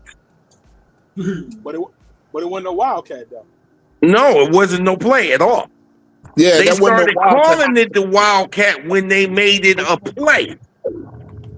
The Wildcat formation. The Wildcat is when the running back's at quarterback, man. That's the Wildcat. And that's what, and then you know what? They used to say the same thing about they thought Michael Vick should have been a running back. They said that shit about him. And they said that shit about Lamar. He should have been a running back. And you know, but yeah, I get it. You know, they don't want us to innovate or revolutionize their game. So no, didn't they say they wanted him to be a wide receiver? They even said you should be a wide receiver. Like, hold on, damn. How you go from a quarterback all his life to now he a wide receiver in the league? Oh my God. Crazy. But it wasn't just a black thing because they did it to one of the white quarterbacks. Tim Tebow. I'm just thinking his name. No, not Tim Tebow. His name was Matt Jones. He was a quarterback at Arkansas, and he got drafted as a wide receiver to the Jacksonville Jaguars. No, but he got drafted as a wide receiver though. But he was a college quarterback though. This is what he was a college Michael Vick. That's all I'm saying. Look, Michael Vick was a quarterback. Are you talking about the same Mac Jones that's the backup for San Francisco right now? No, Matt Jones. Oh, okay. No, see, this is the difference. Arkansas. Both of them quarterbacks was quarterbacks in the college, and they got drafted as quarterbacks. But once they got in the league, they said you'll be a running back. They told they told Lamar Jackson he should be a wide receiver before he even got to the NFL. But they drafted him as a quarterback. They didn't draft him as a wide receiver. That's the point. But they told him you should change to wide Well, receiver. I'm saying, but they said that, but they drafted him as a quarterback. So it's null and void. Though. So that's what I'm saying. But they tried to talk to him and tried to convince him to be a quarterback. And he like, nah, motherfucker, I'm a wide receiver. He like, no, I'm a quarterback. That's what I said. They did the same thing to my man, Matt Jones. And then I'm going to throw Shiloh Sanders in there and say, there's no way he ain't in the league on somebody's team. Well, yeah, this is the thing. That's Deion's son. But that's what I was going to say. At the end of the day, we talk about Shedeur. They punished his other son to make a statement to Deion. Yeah, that we didn't get in. It is what it is, man. And everybody, we see what's going on. No. We see. You know how many people really don't know or got their head in the damn sand? Well, no, that's just people that just don't want to know. Because there's a difference between wanting to know something and like, I don't want to know that that's going on. What's really going on. Yeah, so it's a difference. But like I said, it's the NFL who stand for a lot of shit. Hey, I'm gonna say this. Let me say this, and I'm gonna let you go. This is what's really going on. Deion's sons do not need football to be successful. No. So now they need the players to be from less fortunate, so they will bow down and they will be. I agree. This is what it is. Deion Sanders' sons is good enough to be in the NFL, right? Yep. But because they don't need. You mean son? Sons, both of them good enough. Both of them good enough to be in the NFL. One good enough. Shiloh is good enough. Now, is he a Pro Bowler or is he a All-Star or a Pro? Well, we'll never know at cornerback because I seen the dude that played for the Lions. They was picking on that little dude. And the only reason why he ain't is just like I said. They need the players to be from the ghetto that don't got nothing, don't got no daddy that's supporting them. Because 9 times out of 10, the mama is the ones that's there with these boys supporting them. Very rare. I think it's only a few dads that's around. Even in the pros, you got Curry. Do that in basketball. You got Curry. You got You got Ja Morant, his dad. You got who else? It's only a few that got their dad. The Ball brothers. They dad was in their life. Then you got LeBron. Either the daddy died or the rest of raised by the mama. LeBron didn't have his dad. He had his mama. So like even Lamar Jackson, his mama, his dad wasn't nowhere around. So it's like, this is what they want, but when you a player like your dad is Deion Sanders, and he arrogant. And he like, man, my kid's the best. And as he should be, right? I mean, because if your kids was there, you're going to be saying my kid the best. So you just oughta. Right. I'm just saying, that's what it is. They don't like that. So they like, no. That's what's happening. And, and there's nothing that can be done about it. You know what I'm saying? It's like, wow. Do you tell your kid to be a plumber? You can't tell them people what to do with their league. No. I'm going to say, do you tell your kid to be a plumber? Because of that. Well, no. I mean, if your kid didn't make it, then he going to have to be, you ain't going to have to tell him nothing. He going to get out there. He going to have to figure it out himself. But with Deion's kids, whether they in the NFL or not, they still going to be millionaires. Yeah, they was gonna be millionaires regardless. Right. So they don't need football. They just playing it because they love the game from their father and looking up to their father. But they don't need the game. They don't need to play football to make no money. I'm gonna speak for a lot of human beings. I do not like the Cleveland Browns, but I watched the Cleveland Browns on Sunday, even though I know they was gonna lose, because I wanted to see the boy do well. And I think a lot of people in the country, just like nobody for real like Colorado, but we watched because Deion coached him and his son proved that he really was good or is good. And now we watch Cleveland. I will watch Cleveland every game until he don't play for them no more. Right. No, I'm gonna watch Cleveland every game that he start. Once he go back to the bench, I'm gonna have their ass on the little screen on my TV until he get in the game. Until he get the game. I got one that ain't nobody said nothing about since we sticking on the topic of Cleveland. What do they do with Deshaun Watson? Bring him back. Hey, they finna get rid of him. They finna get up under all that money. They gonna get off from all that money. That massage right now. They bring him back, man. Nah, they're gonna get rid of his ass. He gonna they're gonna get rid of him. If they don't, I heard a little birdie. I'm gonna quote my man. The little birdie said next season Shedeur will have an opportunity to be the starter. Oh, but absolutely. they plan on bringing Deshaun Watson back. That's what I'm saying. They already said he was coming back. But listen, said he was good for he was good in the quarterback room, man. They said he was hey, look, man, listen, you gonna pay all that money? They stupid as hell for Well, we never accused Cleveland of not being stupid. That's crazy. Now, this is what I'm gonna say. I ain't mad that he getting his money. I love the brother. Well, they've been fucking over the brothers a long time. Get your money. But I'm gonna say this. He need to get the fuck on out of Cleveland. Because if they gonna try to win, because that money that they got tied up in him is gonna hinder them from getting pieces. That's just my opinion. That sounds like a Joe Burrow thing. They only paying 2 players. How is gonna hinder them? They ain't paying nobody.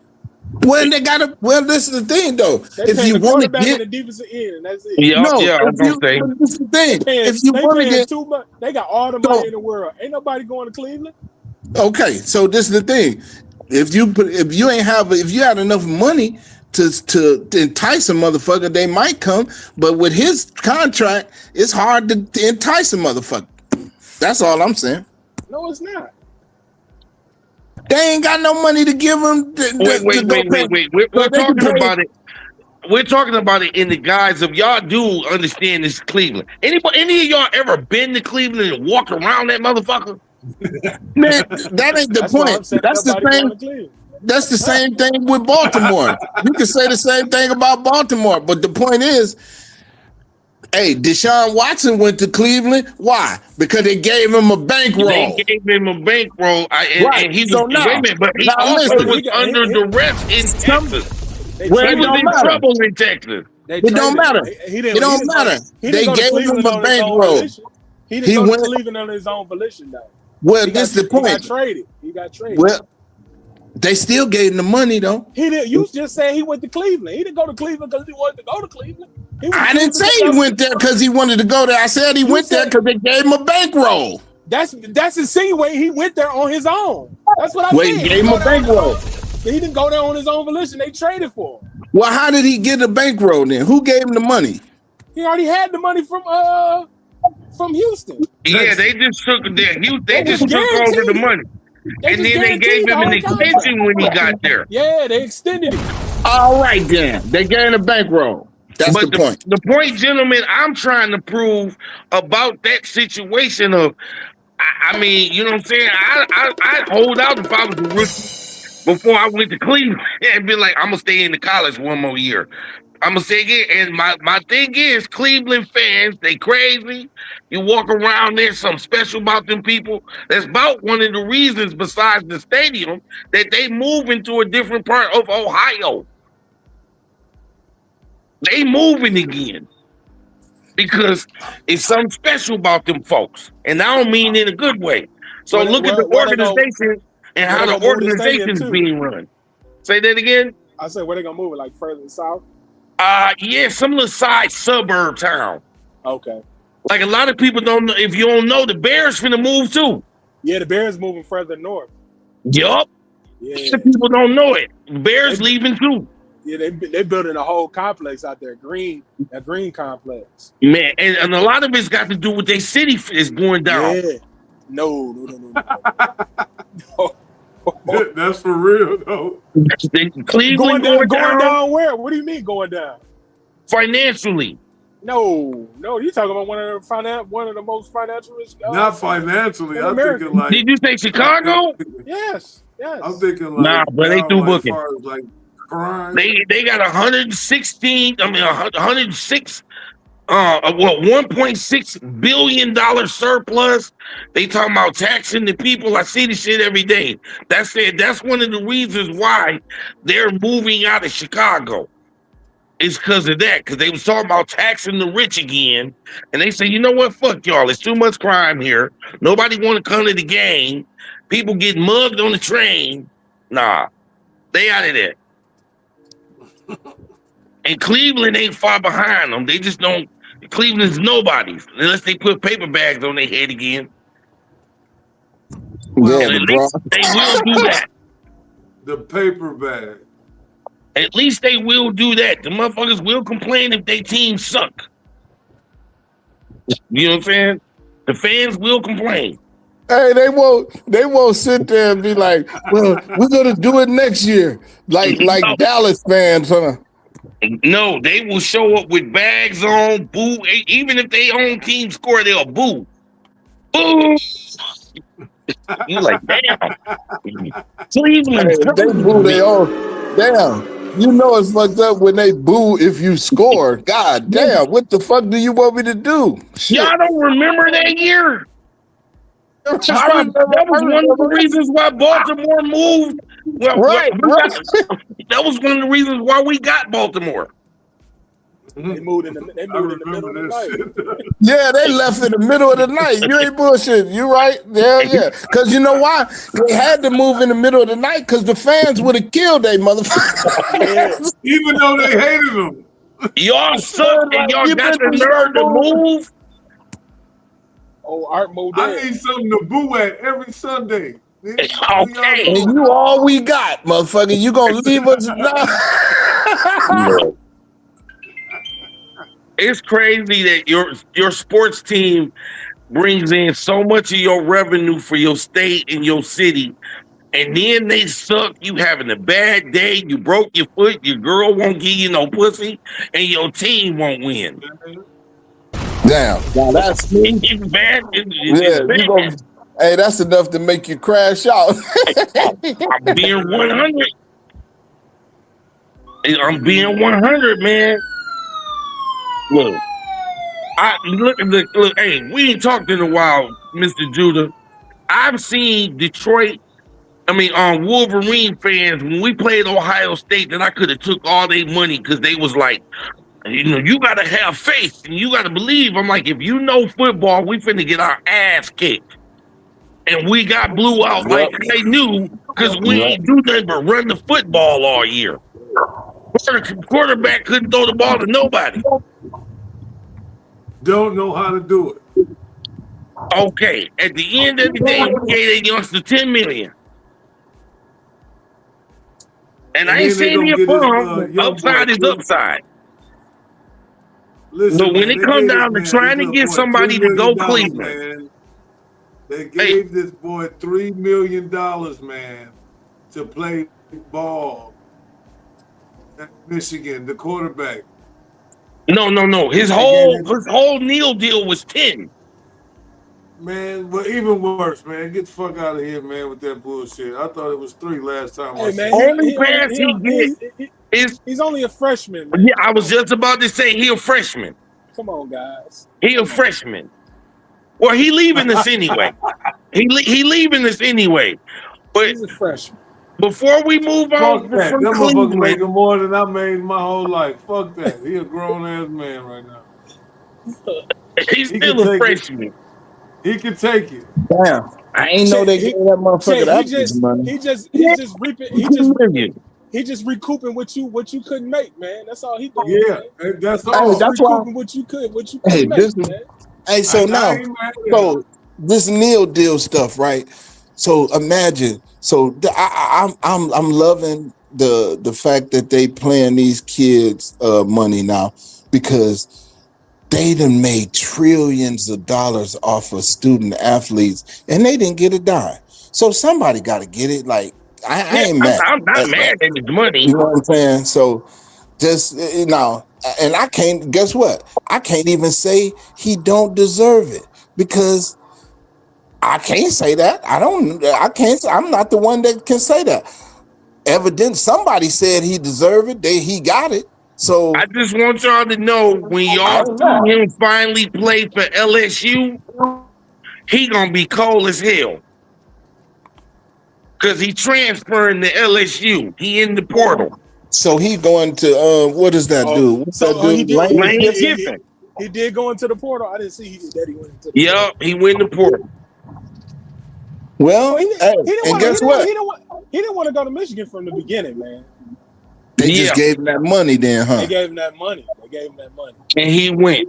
You can't turn down. You can't turn down. How Man, can I turn that's down what I'm 10 saying. million? Like the How can I young turn boy down 10 million? probably was like, man, I got to get my mama a house. We got to get out the projects. No. Give me that He went money. to school in Bellevue. Bellevue, Michigan is nice. No, it ain't, man. I've been to Bellevue. Bellevue, Michigan is just like Detroit. But depending on the No, area you know you what? from. You know what Bellevue, Michigan look like? I'm gonna be real. Detroit got big buildings, so they ain't Bellevue. Bellevue look like goddamn Flint. Damn. They ain't got no. Nah. No, my fault, Belleville. Yeah, Wrong city. yeah, yeah. Belleville is small as hell. I've been there. And ain't Right. nothing there. Now they got a little crime in the surrounding town. But other than that, it's the money there. Yeah, no, because it's the people. You know, the people make the place, right? Yeah, It's not. Hey, ain't no city ever did nothing to nobody, but the people that live there was doing all the shit. So the I agree. people what make a city nice or fucked up. You know, the city ain't never did nothing to nobody. You know what I mean? But yeah, so like, but Bill, man, listen, nah, hell no. That's why he went to Michigan. The first bag smoking. Give me the bag. Cause he trying to get the fuck out of there. Man, yeah, 10 million. And he was the #1 recruit. Now, if you would have said he lived in Ann Arbor. West Southfield Bloomfield or Hills, some bullshit, or Farmington what is Hills, that, or one of Auburn them. Hills or some shit like Farmington that, Hill. West Farmington Hills, Bloomfield Hills, too. then you could be like, okay, Go by. Bloomfield, yeah. You could be like, yeah, he might have a little money. But the belt, man, listen, that motherfucker was like, let me get the hell out of here. Yeah. And I ain't mad at him, but once his coach gone, well, really, the coach ain't what he leaves. The fan base dogged the boy so bad for losing, and we live in a world now where is there a such thing as the second chance? I mean, I know what they say, but is there a such thing in today's society as the second chance? Yeah, but it only is for certain people. It's only Okay. certain things you can come back from, man. Some things you can't come back from, right? Yeah. And I'm not the one who say it. It's it's just Because what it is, they man. ate the boy up like he was in his third year. The fan base. This is almost on the level. Check this out. This is almost on the level of Diddy because He can't come back. as far as being able to rebuild your image and rebuild, it's gonna be it's hard to come back from this type of stuff. You know, you can lie, you can even steal, but it's just, you might come back from stealing, you know what I mean, before you come back from some shit like that. Then that's just what it is. Like, Okay. you know what I mean? It's hard to come back from that. Okay. I'm gonna rock with that because I was gonna say with him going to LSU, We don't know yet what his Neil gonna be if they did keep him the same. Because I think the only flaw they did in Michigan as a freshman, he should have sat. They should have known that he wasn't ready. How can you sit somebody that's getting paid $10 million on the bill? I agree with just you. like You can't. You can't. we talked about this before. We said it's just like this. If you got a person that's coming from the G League that is better than your player that's getting $60 million a year, and you only getting 700,000. The rookie minimum. I gotta let this my money. No, but as a coach, if and the staff, if you're rated off beating Ohio State, are you going to play the guy that gives you the best chance to beat Ohio State, or are you going to pay the guy you paid $10 million to and he ain't ready?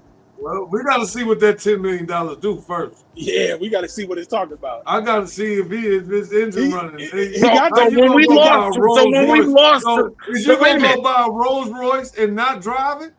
So wait a minute, I agree, but when we lost to when we lost to Oklahoma, did we not see that he wasn't ready? Yeah, but here you go. You might have you might put some bad gas in it. You just got it. You don't even know how to work that motherfucker yet. I feel you because you think like I'm paying this dude $10 million. He was the number one, but I have to win coming out of high school. This is what he's supposed to have been doing, though. This is what Moore's supposed to have been thinking about. Look, I ain't getting paid to play him. I'm getting paid to beat Ohio State. All right. So now that's how you got to start thinking. Because guess what? Whether he good or not, if I don't beat Ohio State, my ass might get fired just for that. Because I done seen coaches get fired for that. $10 million if you sat on him. I'm just saying, if you beat Ohio State, Ohio State, it don't matter if you gave him $20 million. Question. What's his back? Well, who was his backup? I don't even know who his backup. So what we talking about then? What we talking about? No. God, we just said his name. Herb Street's son. Listen, Herb Street's son is the backup. Hey, it don't matter who the backup is. The point is, beat Ohio State. So we go with the best player that give us the chance to beat Ohio State. I don't think the backup is, but I never got to see Herb Street play. You ain't finna see him play. Shit, what you talking about? He getting $10 million.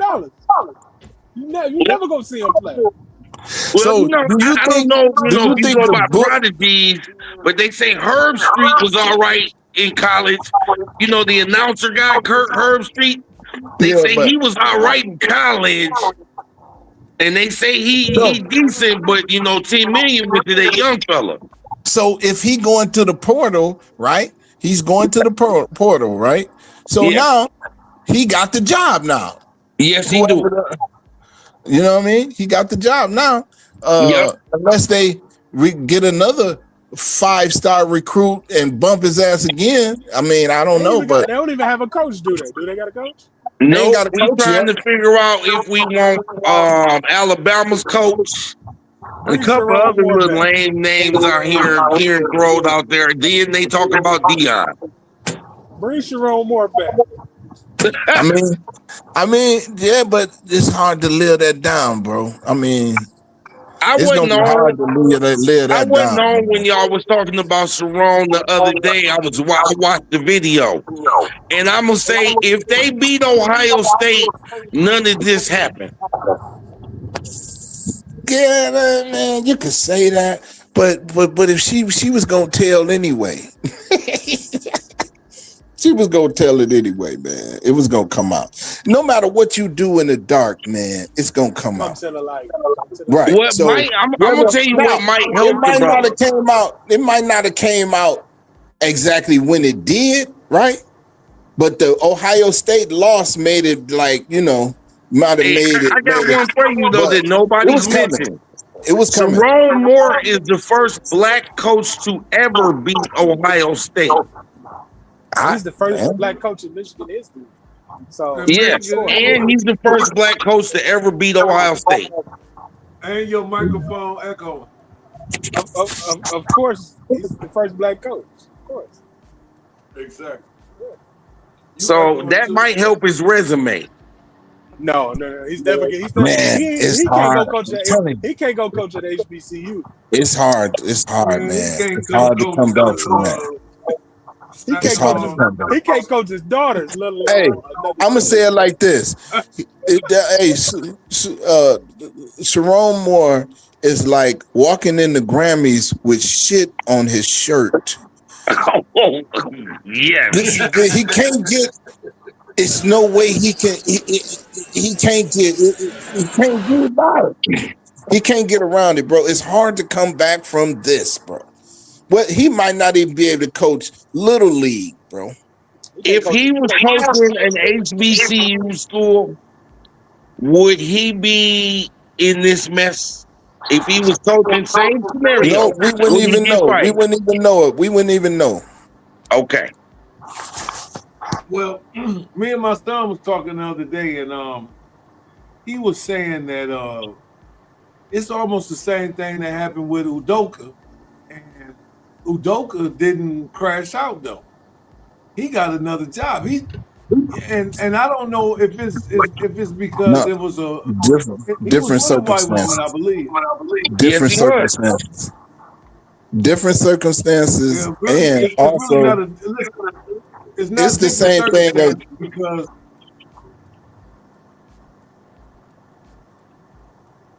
Well, this is the thing. This is the different circumstances. What I'm saying.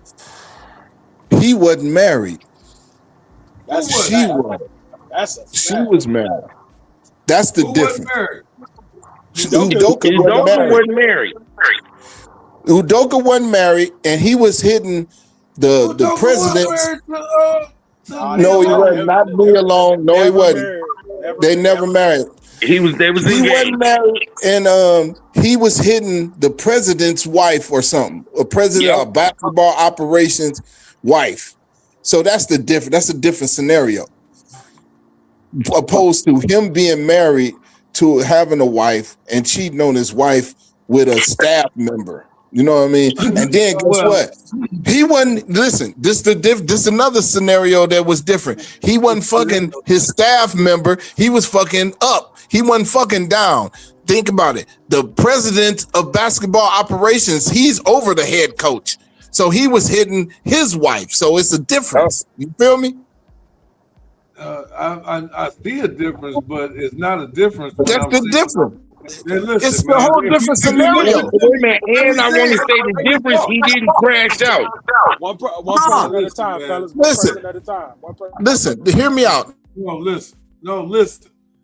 What I'm saying is it's a prominent black man and dealing with white women. It was a prominent black man. This is what I'm trying to get out of my I'm trying to say. Well, no, it's similarities, but I'm saying the scenario is different. The scenarios is not different. It's these motherfuckers is entangling at the place. That's not a difference, I don't think. I think I'm talking about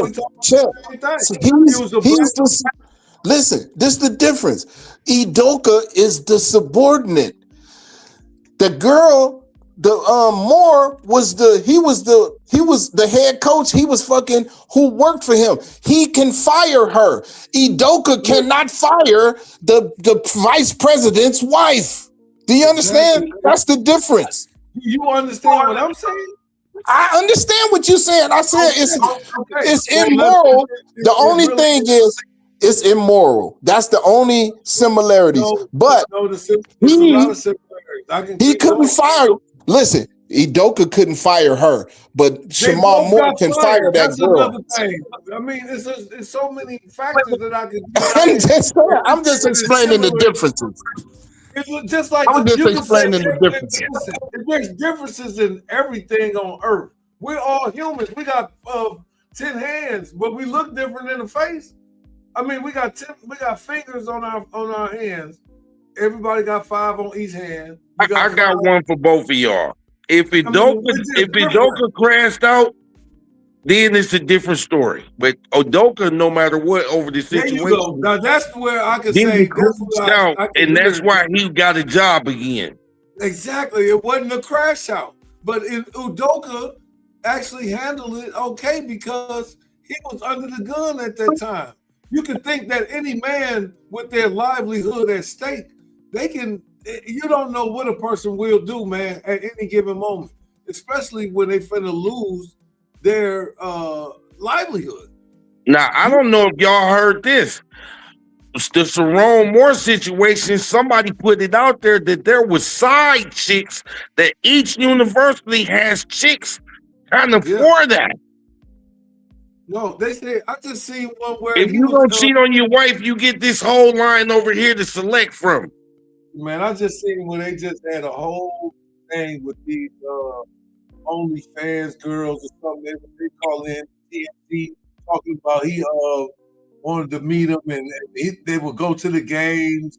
You know, it was just like he was in this world. And this is what I was going to ask the guys a question that I never really get to ask. It's just that, how do you guys know that your life won't change or you wouldn't act different with money? And I'm talking about with a whole bunch of it, and everybody can tell me that they wouldn't. And I can say, man, look at the long list of people. It's a couple people that I really know truly deep down in my heart that wouldn't even change. It's probably 2 people on earth that I know that wouldn't change with money. Because once you got money, you start to move different. You think different. There's differences going. There's some shit that's gonna happen. And then a lot of it got to do with like your age. Like for me, I use myself as an example. If I'd have got some money in my 20s, I'd probably be dead. Man. Real talk. Money, I told you that when I met you. Well, that was a billion years ago, man. What are you talking about? 15?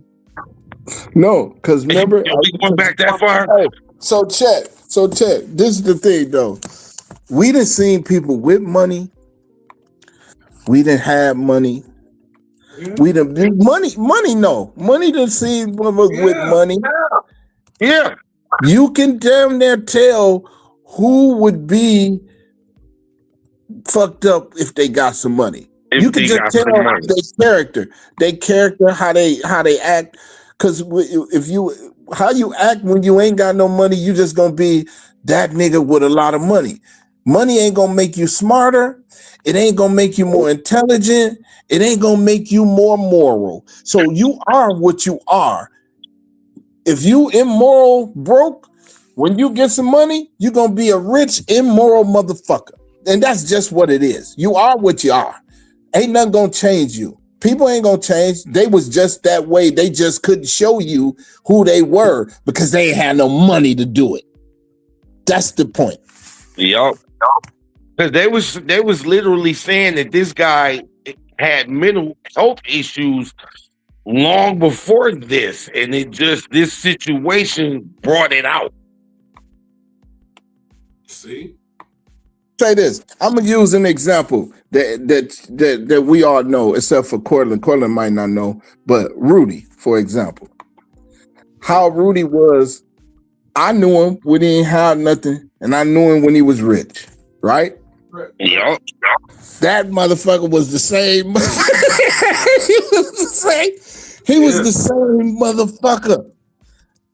That and other people that don't, the people that say, man, he changed. You don't know him. You don't know him. You just saying that.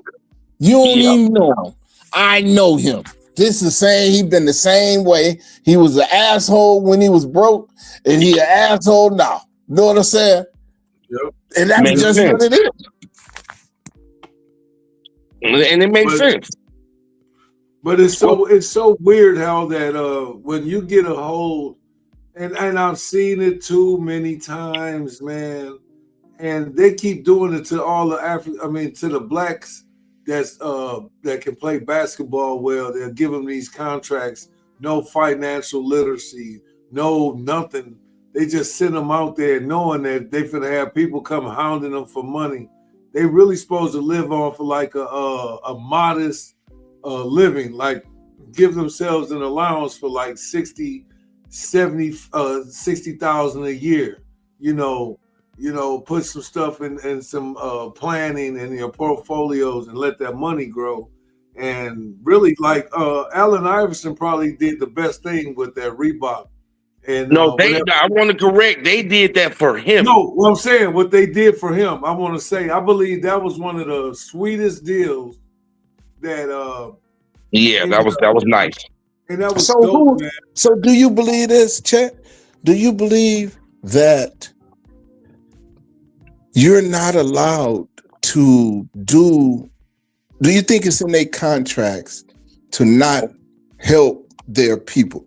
Because I said this, and I'm like, I don't care what. Now, it was a interview, and Jay-Z said his cousin, he had a scenario. It's like his cousin asked him for $4,800. It was a comparable to like 20 cents or a dime. Not even that, like 22 pennies, 20 pennies. But the point was, Jay-Z played it off like, no, that's not how it works. That's not how it works. So if you, and at this time, he was a billionaire already. Right now, I think he 3 times a billionaire. He got $3 billion worth, $3 billion or something. But he was a billionaire, and he was like, no.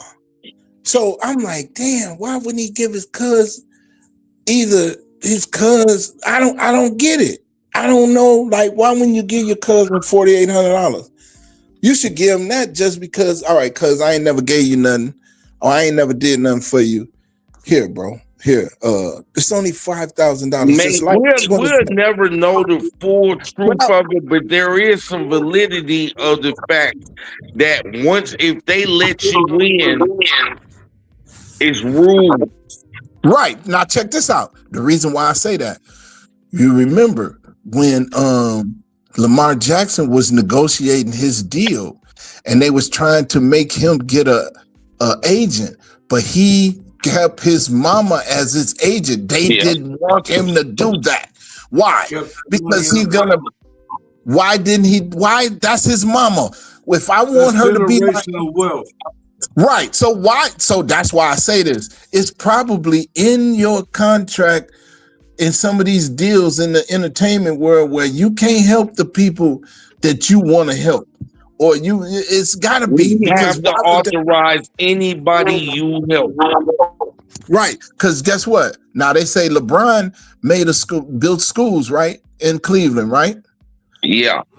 Now, and it was for the less fortunate, right? They say the less fortunate, whatever, right? But the school is not a black school, though. It's everybody go to that school. All nationalities go to that school. So it ain't like he did something exclusively for black kids, right? Because you can't do that. But he did though. Well, they ain't just for black kids though. Because if it was just for black kids are predominantly benefiting off that. Well, I ain't say they didn't. I'm saying it's other kids there too. It ain't just exclusively black kids that benefit. You can't do that. That's what I just said. That's it. So that's what I'm saying. That's why. So, like I say, so that's all I was asking. Do you think that's true? You know what I'm saying? That I was thinking about that. What you can't help people? I don't think that it's that you can't help your family. I just think that here go the facts of the nature, man. Keep helping out your family, and then when you ain't got nothing, who gonna help you? Who gonna help you? Who gonna help you? Man, listen. So you mean to tell me this is the thing, though, Chet? Are you saying if you had $1 billion that you would help so many people that you wouldn't have no more money left? Is that what you're saying? Hey, is that what you're saying? Hold on, wait a minute. Okay, I just want to make sure that we're not being crazy. What I am saying is this: you're not supposed to help everybody. That's a fact. That's a fact. We all know that. That ain't the point. The point that wasn't the point. We know that. So here it is. I'm gonna go. What you're trying to say, Mr. Judah? If I help one, I gotta help all. And that's the rule. We ain't starting. Who said that? I don't know if it's in the Constitution, but I know I've never seen it in my entire life unless it's go to get to the university level, and even them ain't all black. As far as what? The HBCUs. So if you use that level, but I don't think because of what all happened in the civil rights era, the fact that everybody can go to everybody's school, you can go to whitest town. By the law, they can't tell you can't go there. They might not want you there, but they can't tell you can't go there. Well, this the thing though. Hey, the black people has always tried to go to white schools. You don't see, I ain't never seen one white person trying to go to Saginaw High. You understand? White people did go to They Saginaw. had to go there if they went. Yeah, but I'm saying, no, listen, hear what I'm saying. I'm one of them kids. Chet, I went to St. Mary's, right? I wanted to go to St. Mary's because I knew it was a better school.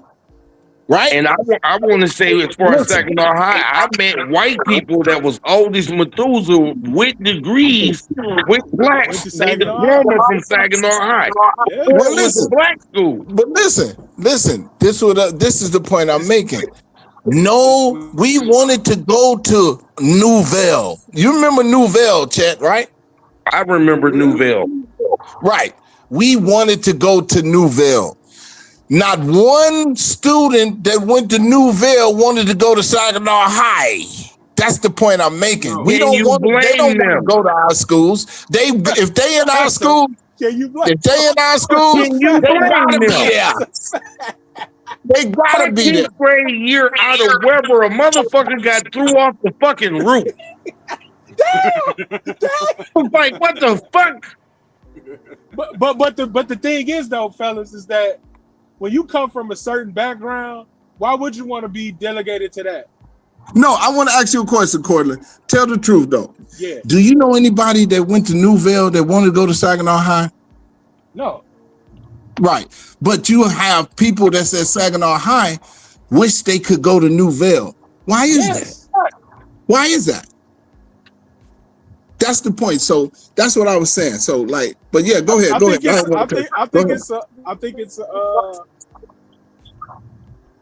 think if you were great scholastically, academically, you want to go to a better school. I agree. No, and I'm gonna give you an Oprah moment. Because when I was coming out of elementary, man, I wanted to go to Sassy. Right. You feel me? I want to go to Sassy. Now you know what I'm talking about. So now, go to Sassy. That's right. Because ain't nothing wrong with that. Because what I'm saying is, we was trying to go to St. Mary's, the Nouvelles, even Swan Valley, right? Yeah. Because we wanted to get the fuck away from the fights in the hallway. That's what I'm saying. Your environment. You feel me? So this is what I'm saying. Like, so that's the difference between we want to go to their schools. They don't give a damn about. Wait. Here, hold on. A lot of that though we ain't talking about is politics, and the politics wouldn't let certain kids come from Saginaw High and go to Nouvelle. No, I get it. You know, I understand the politics too. The politics of what? What do you mean? What do you mean politics? I'm from the era where you had to be from a certain area code if you was gonna go to that school, because when the athletes got real good in Saginaw, then they start using other people who lived over there's address to go to that good school.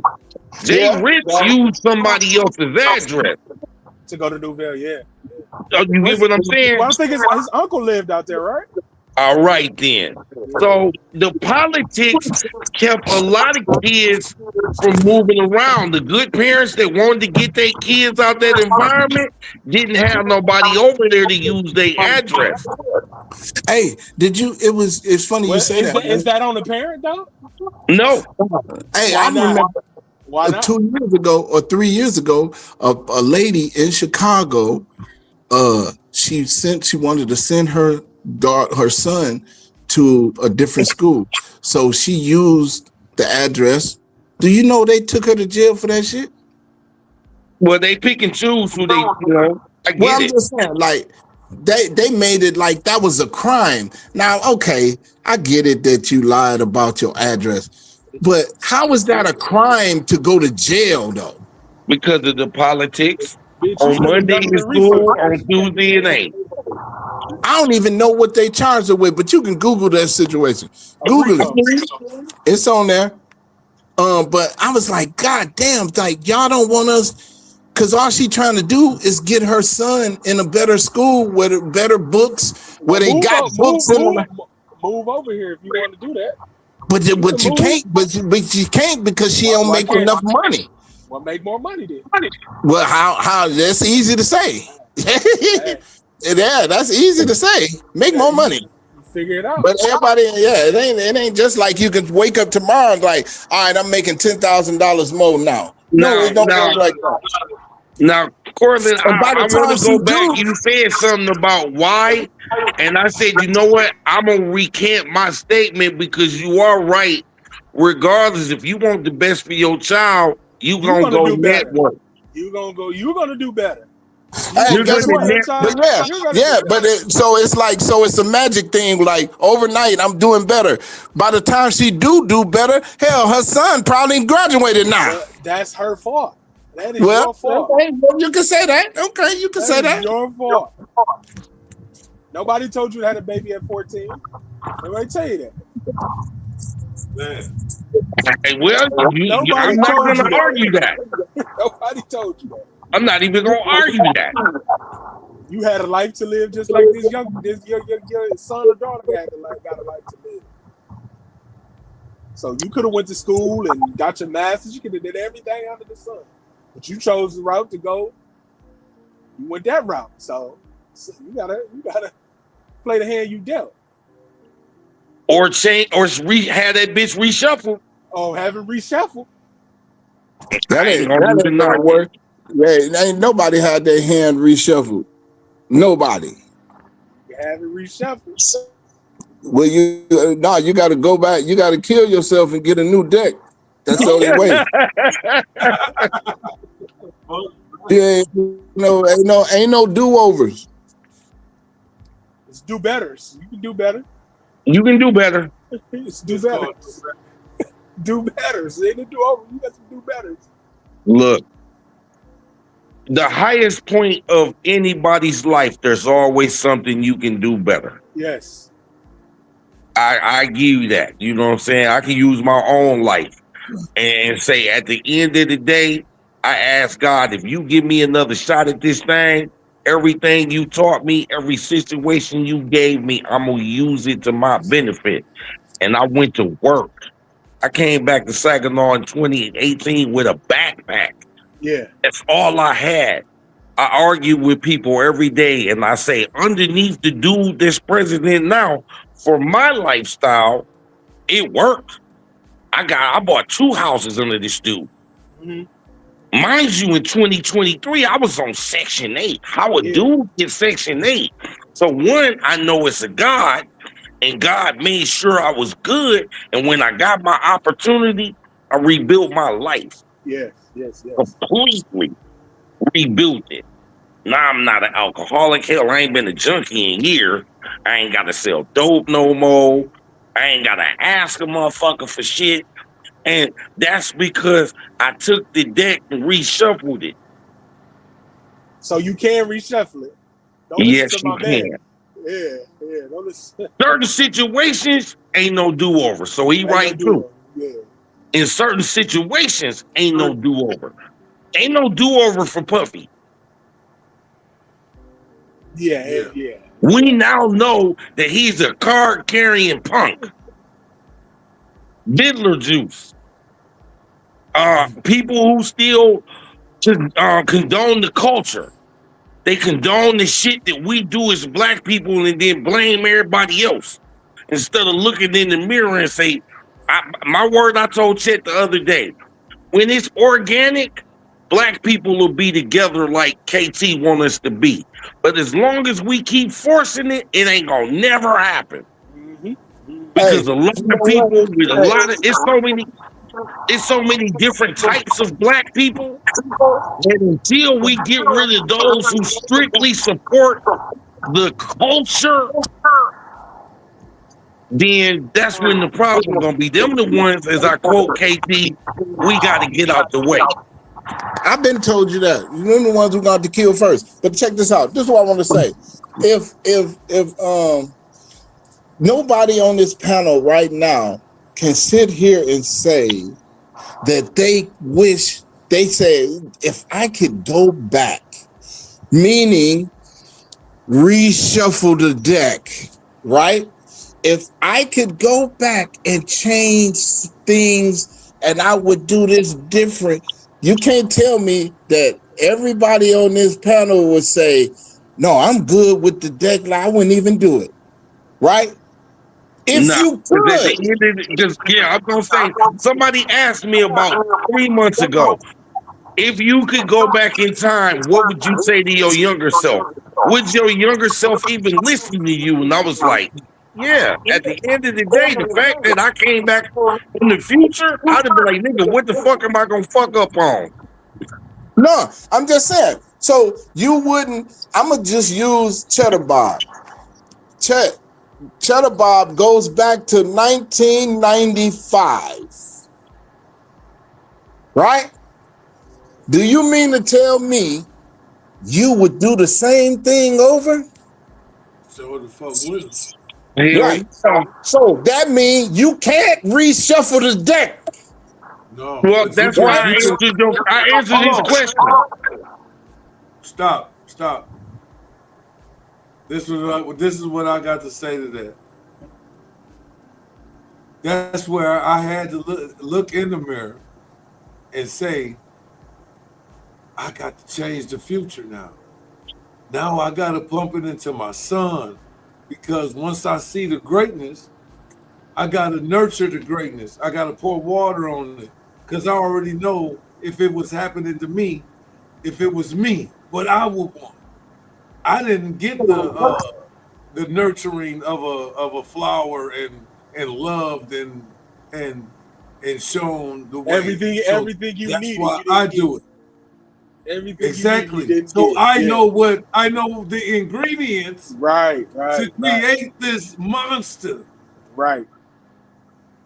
And I know it. That's what made me the mad scientist, as to so to say, because now I was able to see the future through my own demise or whatever, or through my own lens.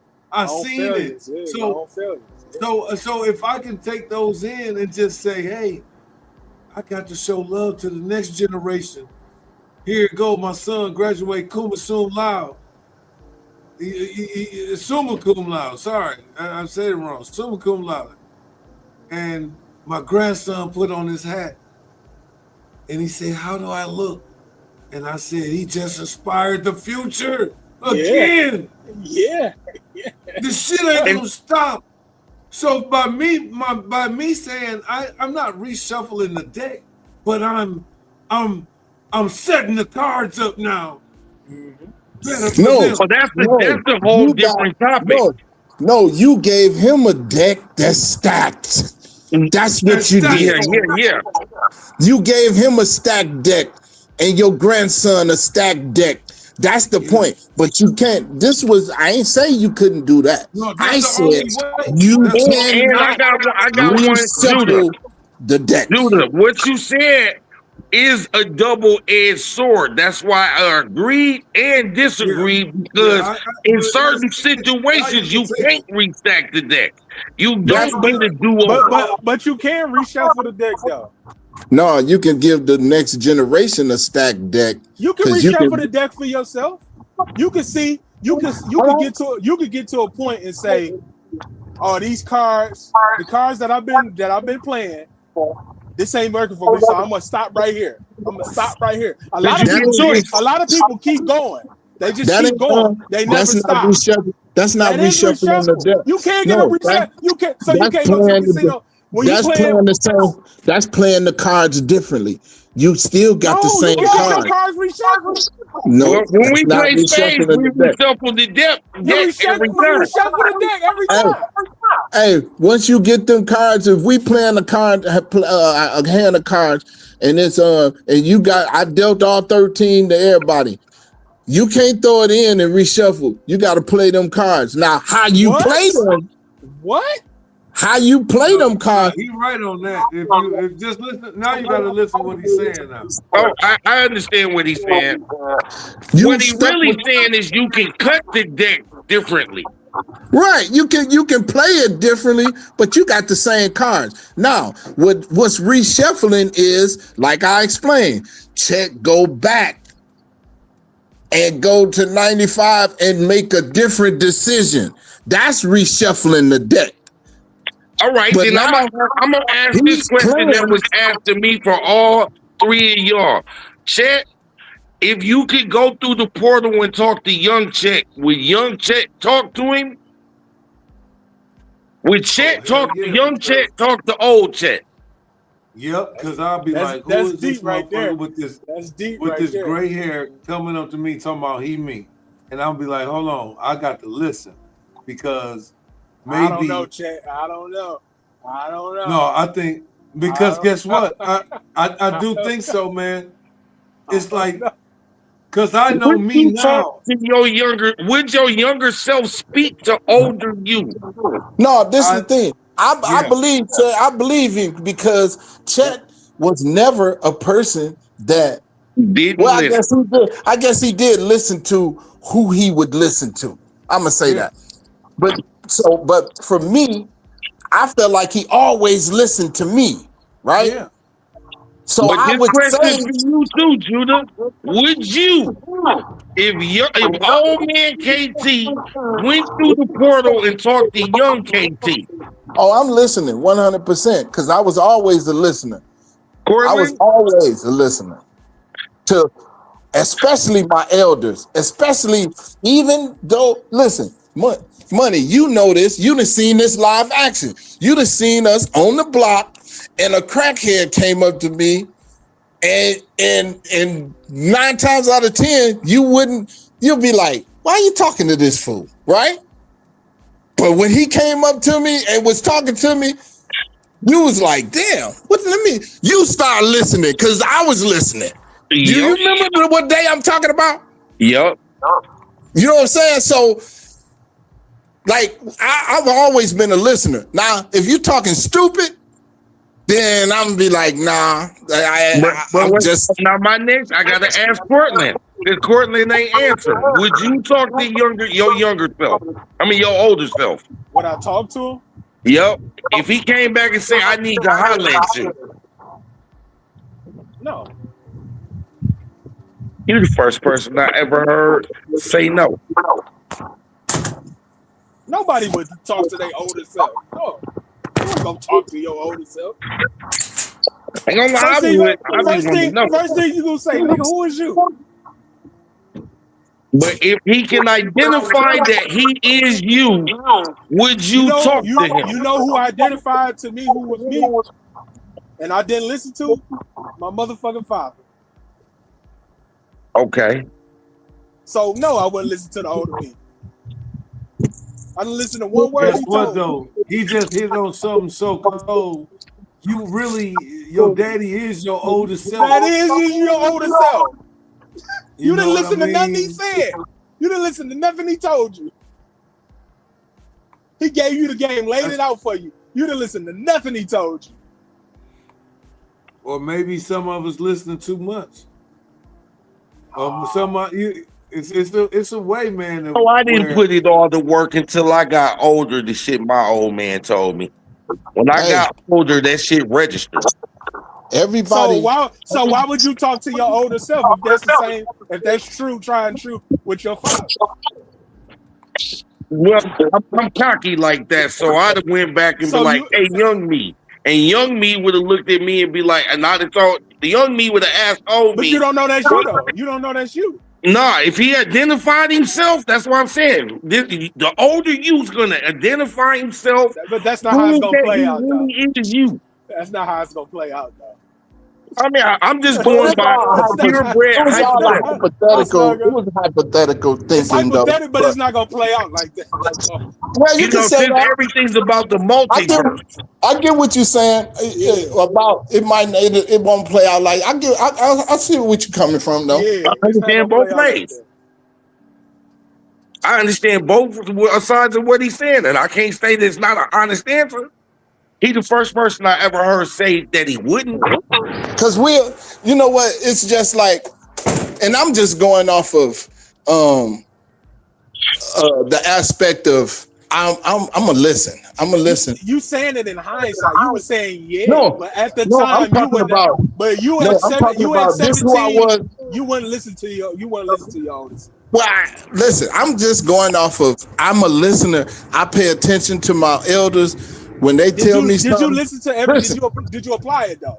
Listen, I'm gonna tell you, and I'm gonna prove it to you. Check this out. Everybody in my age group, from my neighborhood, everybody in my age group went to prison, except me. Why? Am I special? We was doing the same thing, beating up niggas, shooting at niggas. You know, just didn't get caught. You just didn't get caught. Listen, why didn't I get caught? Why? God. Yeah, it wasn't because you listened, nigga. Somebody had their hand on you, bro. Hey, this is why. It was the Lord. Listen. This is what it was. I was not a follower. My mother told me, and my dad told me when I was a kid, don't be a follower. Don't follow them. That's why. Now, they got caught up. It could have just as well as been me. But it was things that I didn't do that they were doing. That made the difference. Somebody told me that. Man, listen. Had I not listened, though, I would have probably been one of the statistics. And this is a fact. In my neighborhood, anybody else, I'm the only one between the age of 50 and 60 that never went to prison. And it ain't come from luck. It ain't come from motherfuckers. You better be having your shit. You better be thinking. Was God. That was God, man. So listen. That wasn't because you listened. You still was out here. No, he listened because God gave him the ability to hear it. Right. That's the point. You gotta listen. It's nothing goes on in this world that you don't listen and you don't learn. Because guess what? If I ain't listening, that means I ain't learning. You can't learn if you don't listen. So you just a big dummy if you don't listen to somebody. My mom told me this when I was a kid. She said, you can either listen to me or you gonna listen to somebody, meaning them white folks when they got your ass locked up. So I'll advise you, you might want to listen to me. And that's all it took. Whatever she said, don't do, I did my best to do it, not do it. Even though, like we grow up and we become men and we be like, man, I'm going to do, all that. But everything played out. Shit was like everything. A listener listens to everything. They don't pick and choose what you listen to. No, you don't listen to a fool because if you listen to a fool. Did your mother tell you to stay out the streets? I was always out of the streets. I was never in the streets. You just say you was running around shooting. Oh, you talking about you talking about that kind of streets. There's a variety of different streets in today's world. Listen. When she told me he was running around shooting guns. So man, what? Is that not what you just said? That's what I did. Chet, no. Chet been around me his whole life. Did your mother tell you not to be in the streets? This is what she told me. You gonna go to motherfucking jail. That's what she told me. She didn't tell me. She didn't tell me not to. What? She didn't tell me not to be in the street. She said, your ass gonna go to jail, nigga. Nigga, that's the same thing. She told you that. No, that ain't. She ain't say. Now you picking and choosing. Now you picking and choosing. You picking and choosing. She said, your ass going to jail. Better. He knew better, Corlin. She said, your ass going to jail. Evidently, I listened because I ain't go to prison. A lot of people don't go. You don't meet. Everybody don't meet their demise. Well, this is everybody don't meet their demise. Because it's everybody gonna meet you. You're gonna meet your demise. There's no way you can get away with it. You can't get away from it. What's meant for you is meant for you. What's meant for you done in our body. You're gonna get what you got coming. But it's done in your body. It's just like this. You'll say this. It's like this, man. If you keep going to the well, because you'll think like, just like with a girl, say you got a girl and this other girl, you be hitting her. You might hit her once or twice and you'll be like, man, I'm finna quit fucking with this bitch because I'm gonna end up fucking up my home, right? But say you don't listen to the motherfucker that tell you that, or even listen to yourself. Man, I'ma still hit her. Then when the shit hit the fan, now you looking crazy because you didn't listen. What he's saying by looking crazy, you can talk about Texas, you can talk about Atlanta, and how many females and dudes is running around here with AIDS now. AIDS is heavily present again in the black community. But no, check it out. Not just that though. It can go even further. You might get killed. Your girl can kill you. Your girl can catch you with her and smoke you. That too. So, but if you stop going to the well, right? Stop going to the well. Like, I can't keep doing this shit. And everybody done been in that scenario. Yup. I'm just saying, everybody's on this panel has been in that scenario. It could be lifestyle, a number of things that you can go to the well on. Man, I shouldn't have went back to that machine at the casino. Right, or whatever. Like, some told me not to do that shit.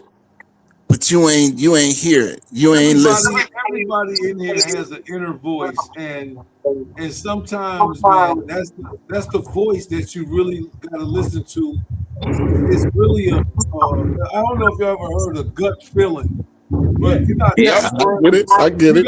You got two brains. You got one here and one in your stomach, and that's what they don't tell you either. That you got two brains. So that gut feeling is an intuition feeling, like I don't know if I told y'all the story about when my son got his leg broke. I had my shirt off. It was a sunny day, and my wife went out to the mailbox, and she came back, and we were going in the house, and these sprinkles. And I swear to y'all, they hit my shoulders, man, and it was sprinkles, like, and they started turning to acid, like it was like burning me. But the sky was clear; it was nothing in the sky, and I was like, "What the fuck is that on my back?"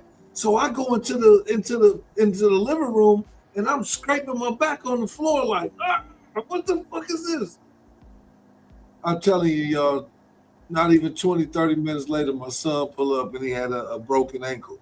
And the only thing I could think was that me and him was on the ground at the same time. Like, he was going, like my ankle hurt. I'm doing the same shit on the ground.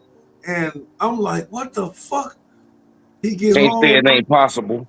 Listen, that's why I'm trying to say that the connection that I had with that, it was weird. It was some weird shit that it never happened before.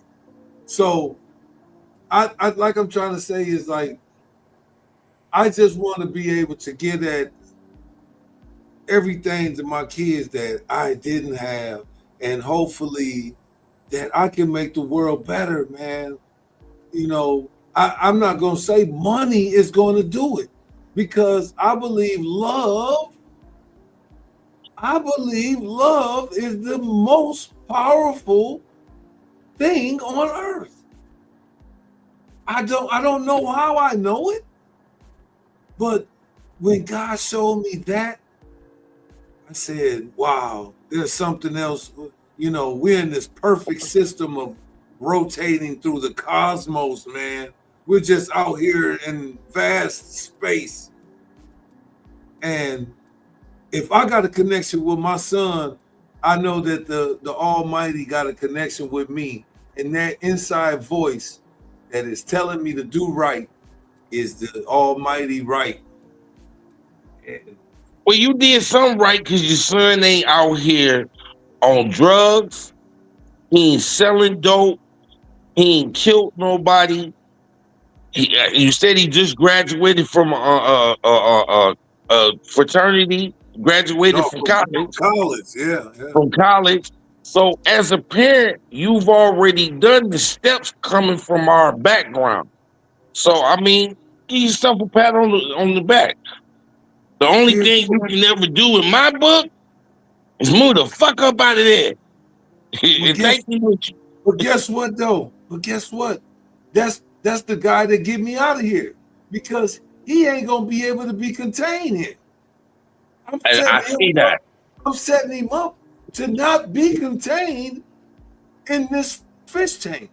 It's time for him to when he blossom, we gonna move right along. We're gonna bring our And I grandkids do not blame you.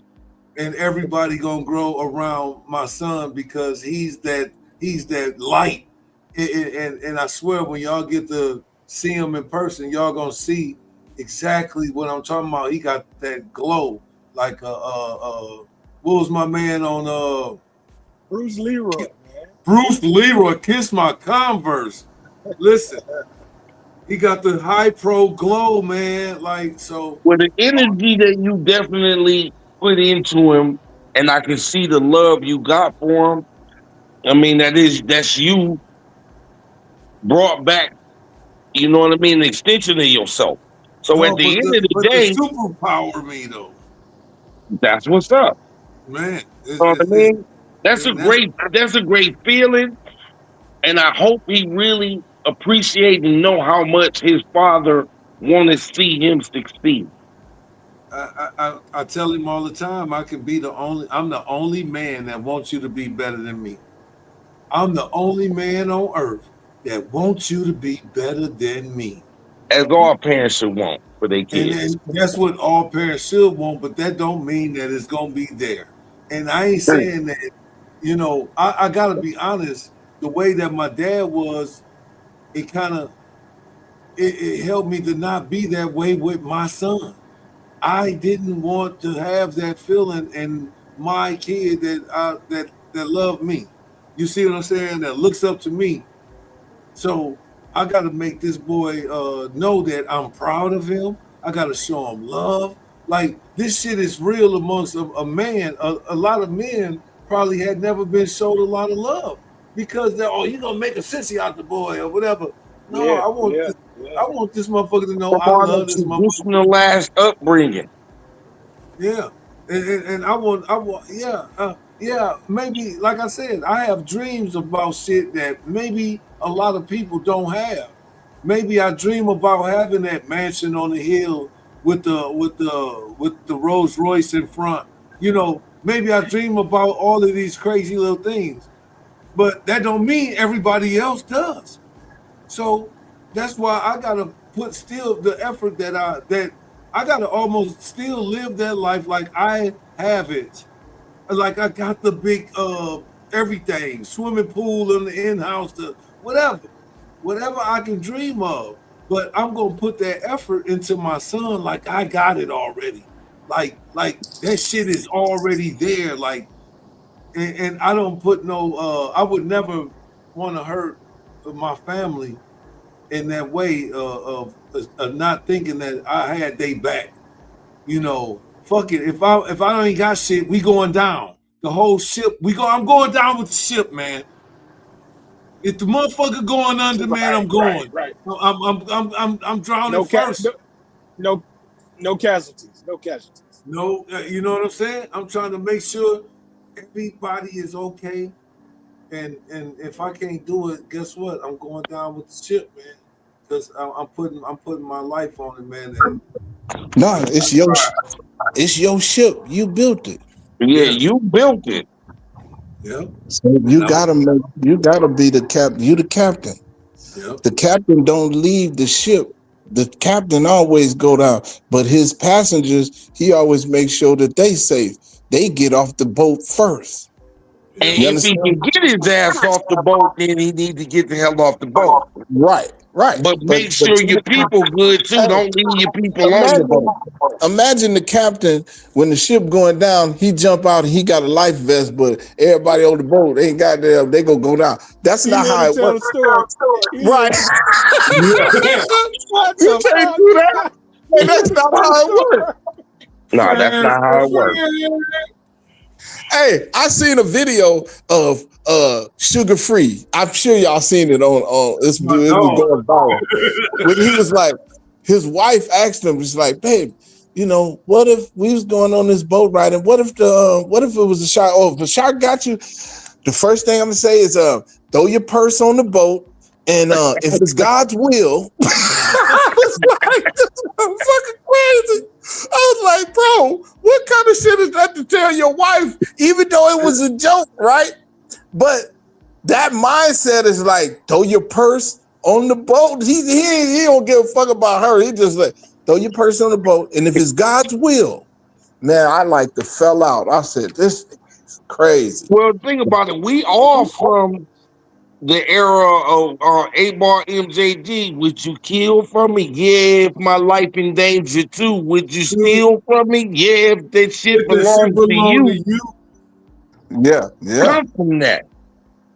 But that ain't always the right decision when you older and you realize that was what I had to do when that life was there. That life ain't there no more. So it's safe to say when you get older, you will put down a lot of things, though. You know what I mean? Absolutely. Kill the boy, Jon Snow. It's time for you to kill the boy and become a man. Yeah. For those of y'all that don't watch Game of Thrones, you know what I'm saying? That was a classic verse in the movie, but it's what we've known all our lives. I can't speak for these new jacks because I don't see them. But do you kill them? Do you kill the inner boy completely? You know what? No. You can't kill the boy completely. No, because that's your adventure. I don't think adventure. You know, there you go. Like there you go. That's your adventure. There you go. This is the thing. It's like when you're a child, you think as a child, but when you become a man, you put away childish things. So like you can still be that person, but you ain't doing the childish things no more because you're a man now. You know what I'm saying? So it's a different. You know, you remember. Here go the reason why they say that. And I want y'all to always understand this now.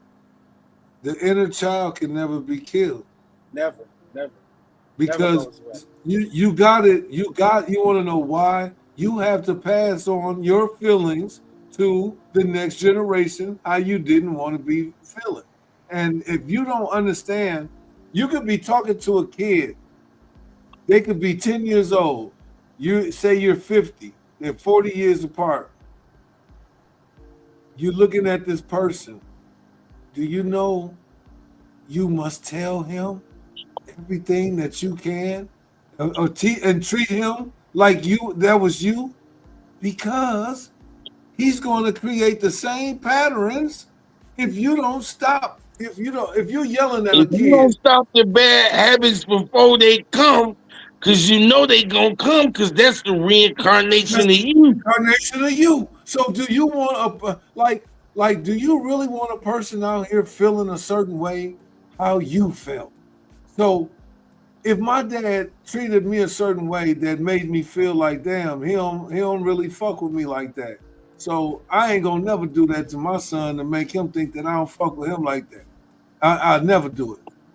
But I'm gonna make sure that I teach him right. I understand that you don't have to yell at somebody for somebody to get the point across. Right. Just like how back in the day we didn't know what autism was. No. Motherfucker didn't know what the fuck no autism was. Motherfucker got that shit whooped the fuck out of him. or tried to. or tried to. Yeah, they beat the shit out you. Like, you know.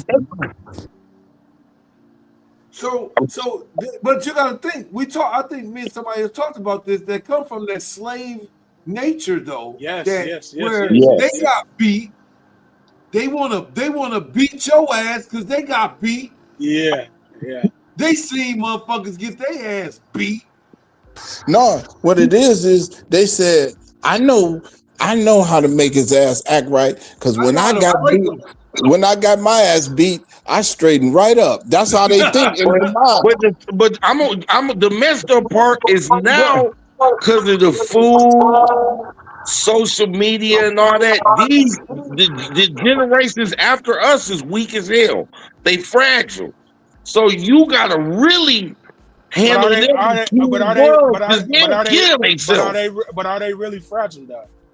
They're just living their life in a different way than what you grew up as. Or a different time era. It's still a different time era than what we grew up in. That's what I'm saying. Yeah, it's more shit. You never had to deal with online bullying. No, they deal with way more shit than we did, man. Yeah, I believe that. Hey, I remember it was a time when we didn't never even see pornos or no naked. Yeah, the first thing we seen was like at the store with the magazines, right? You know what I'm saying? We'll see that. Magazines. But now you got it. It's everywhere, man. You ain't even gotta really. We used to have HBO back in. Do you know how rare HBO was in 1971? Bro, yeah, they got it worse than we do. That shit in everything. And now they got it on their phone or on their tablet. So it's like they got to deal with, like you say, the online bullying.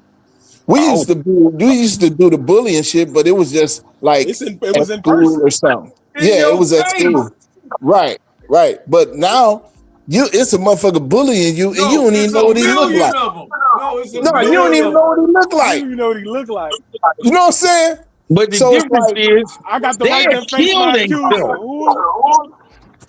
Yeah, because that's more dangerous than a bully at school. Because you don't even know what he look. He could be living next door. You don't know what your accuser look like. Man. I got the right to face my accuser. Who is he? I don't know. No, that's crazy. So like they deal with a whole different monster than we dealt with. You know what I'm saying? Now, do I think we was built to sterner stuff? Yeah. But these new ones, they really is not going to be able to handle pressure. Now you can't, listen, you can't whoop your kids right now if you wanted to. Because they'll call the police on your ass and get your ass locked up. Back when I was growing up, man, listen, you talking about calling the police, you lucky if the police got there in time. Shit. And you want to know something else to go along with what you just said, Kate? Indoctrination. We were taught old school stuff that was handed down. The shit they learning now through these tablets and social media, they are being brainwashed into a lot of stuff. And then they've been told that they more important than us. But is it worse than we've been brainwashed? Right, even worse. Because they got to deal with way more. I think that we've been brainwashed so bad to where this is why I ain't gonna lie, man. This is why I got this podcast, man. Because I would just want to show y'all, man, we got to start getting along and showing each other a little support because we're black men, bro. These motherfuckers we got an unfair deal, man, from the beginning. We are 400 years behind, man. We got. could we stop with all of the everything? Let's just help each other and because guess what? We're gonna grow so big to where look, we're Well, gonna when look back at I this said it, shit.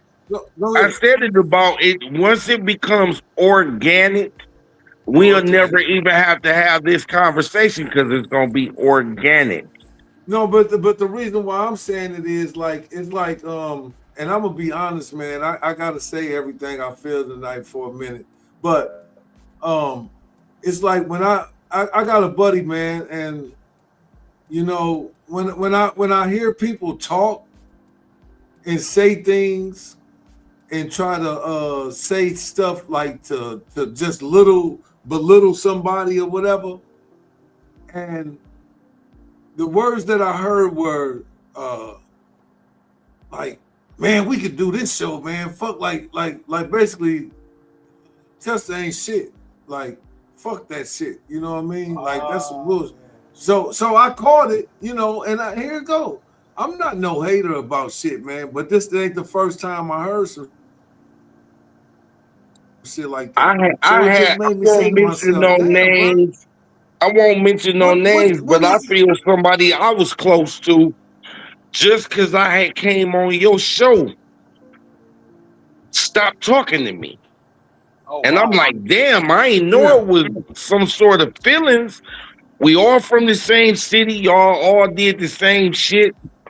You know what I mean? Where did Yeah. disconnect come when we trying to unify the educated, intelligent men left from our city, whether you left that bitch or whether you still Or there? not. Yeah. And I was like, that's why you'll hear me say the word our unity across this country and across this world will be organic. That's But look, biblical. look at what's going on right now. You got somebody. Hold on, Cortland. Where you at right now? I'm on here, right? I'm here. No, where you at? What city you in? Peoria, Illinois. He in Nice. Illinois. I'm in Michigan. You got Black Hands in Arizona, and you I'm in in what? Abingdon. Pennsylvania, I'm in Abingdon, Virginia, Virginia. So Southwest look, side. look at we that to me right now we're showing this unity right now, and here it go, man. I'm gonna tell y'all I be loving this shit, and I told y'all all the time, man. Thank y'all for coming to the show all the time. Thank y'all for showing up for me, man. And we talk this shit. This shit is needed, and here it go. That's why I'm trying to say we got to keep each other encouraged. We got to keep each other encouraged and moving positively in this whole world thing. Hey, you know what's deep though? That this is for us, but this is for the listeners too. Yeah. Yes, Because those that listen, even though we know each other, right? Yeah. We basically family, right? So, Yeah. but the people that don't know us, how we affect just bringing out what we think and what we think and what we feel and our mindset, it's affecting them. It could be, and it's all positive, you know, even though we might make some funnies here and there, it might make somebody laugh that was probably thinking about killing themselves or something. You know, today, we don't right know. now. So that's We why don't know. I know it's something good, man. And with that being said, I'm gonna have money with your closing arguments, then Cortland, then Black Hands, and then I'm gonna take us out for the night. So tell us Well, what anything my that's on your closing mind. my closing argument is thank you for having me on the platform. It was great to talk to my homies again. My other homie, he already know what I mean. Great to hear from him. Glad you're doing good. And people, whether you black, white, or Hispanic in these dark times in this country, we definitely need to spread the knowledge, get together and unify. Because it's us versus them. Man, And I ain't talking about one culture, I'm talking about the haves and the have nots. I can dig it. Cortland. Second what my man said. Money. That's your name? Money? Yeah, Yeah, that's Money. Thank you for having me on again. Black Hands and Chet. Always a pleasure talking with you guys. Like I said, I'll piggyback off of Money. He said, spread the knowledge. Don't stop garnering the knowledge. There's more knowledge to get. Don't think you know everything. Go out there and obtain more. Don't stop. And that's my piece for the night. excellent. So everything that's been said is profound because at the end of the day, we are trying to get better. You know, that's the end of it. My whole thing is getting better. Whatever I'm doing or my life, just like when you asked about when Cortland, I think it was a couple of episodes ago, he's like, what are y'all goals? He asked us what was our goals. And the first thing that came out of my mouth is health, right? Yeah. Your health first. Mind, body, soul, right? Get your mind right, get your body right, your soul gonna be okay, right? So just getting better every day, whatever it is. Learn something every day. I read every day. Something. Even if it's only a chapter, I'm reading something every day, right? I look and I try to gather information. I'm in constant contact with Cheddar Bob, sharing information. We'll get on the phone and be on the phone 3 hours before we know it. You know what I'm saying? Just going. So, but I know that I'm getting better. He's getting better because everything that I do, I'm sharing it. You know what I mean? And just like this platform is great because we get to share a perspective that others may not even thought of or may not even had a chance to come in contact with that thought. You know what I mean? So that's why it's always great. And then you don't know how many lives we touching, bro. That's the thing. Because we can only do so much. One of us can only do so much. But together, it's unlimited. Guess what? You know the old armies, what's that, the army cliche? A few good men, right? yeah. I know it better than anybody. You know what I'm saying? So all it takes is a few good men and we can infect the world. So like I say, just keep being great, keep doing, stay positive, keep going. Whatever you're doing, keep going. Long as it's good, long as it's in the right direction, keep pushing. Cause I'm gonna meet you there. You know what I'm saying? I'm gonna meet you there because we on the same path. So that's my thoughts. And did you watch the video I sent you? Next time, or call me after this and tell me what was your thoughts on that, Chet. I will. Because I know you watched it all. It was deep.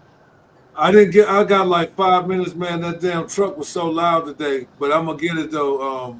This is my thing. It ain't that long either. So what I'm gonna close this out with today is some quotes here. Basically for working or hard workers. A dream does not become reality through magic. It takes sweat, determination, and hard work. That quote is from Colin Powell. And I got another one here. I'm a great believer in luck, and I find the harder I work, the more I have of it. So that's basically when I'm gonna break that one down. That's Thomas Jefferson. But if you remember, we talked. Me and Black Hands started the show off. We was talking before anybody got on. We was talking about the lottery, and it always seems to me, the more that I put the hard work in on something, it seems like that's the more luck when I have. It's crazy. If I'm trying to innovate or be creative or expand my mind, it seems like things end up coming to me like the frequency is like a different vibe So that's why I try to stay on something like this, doing my hats, doing shirts, doing something, being creative, and I believe that's what brings stuff to me. Also, hard work beats talent. If talent doesn't hard work or work hard, hold on, hard work beats talent. If talent doesn't work hard, that is a very big quote to me because you got to work hard already as being a black human or black man, whatever. My thing is you got to outperform everybody that's out there. You want to bring home a check to your family. You want to eat. You don't want to be fired. I don't like being a worker that just does enough not to get fired. I don't like even going above and beyond, but that's what I do because I know I need to be productive and I need to be making that money and bringing it home. Right. And the last one today is going to be inaction breeds doubt and fear. Action breeds confidence and courage. If you want to conquer fear, do not sit home and think about it. Go out and get busy. That's all. And basically, that's the show for today, man. And basically, the end. I'm gonna end it with Jeff Bezos. Work hard, have fun, make history, because that's what we finna do, y'all. Let's just, like I said, let's stay together. Let's bring unity. Let's keep unity our driving force. So when people start to listen to us, they're going to say, man, they together, man. They got this shit. Who are they? One band, one sound. Yes, man, one band, one sound. I ain't heard that in years. That's real. So, like I said, if anybody out there watching, please subscribe. Hit that like button. Share it. If you found a quote that any of us said, clip it. And share it with the people around you, or share it with people that's online or whatever. We're trying to grow. We're trying to do more better things. We're trying to keep this stuff rolling. Like I said, thank you guys for showing up today. Money, Black Hands, Cortland. Hey, AZ My Zone. He's still in the mix. I don't know what happened tonight, but we're gonna figure it out. But Happy Face Podcast. Happy Face Podcast. Happy Face Podcast. We out of here. Face Podcast. Happy Face Podcast. Excellent.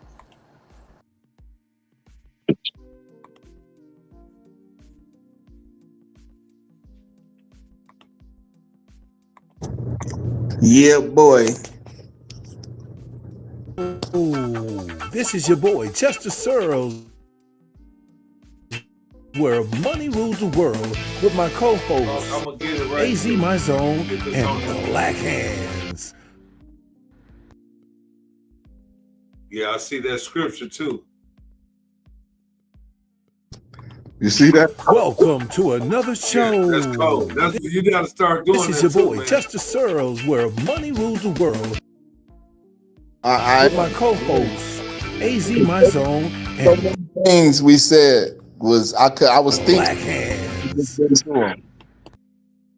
Yeah. Oh, that was a good show tonight too, huh? Yep. Welcome to, as always. Yeah, that was actually a good show, man. Scott Riffin got to get. I don't know why he got off today because it was gonna go right his way. Yeah, he was on the he was in the chat. I seen him. I don't know if he was at work or what. But... Yeah, he was in the chat. Happy Face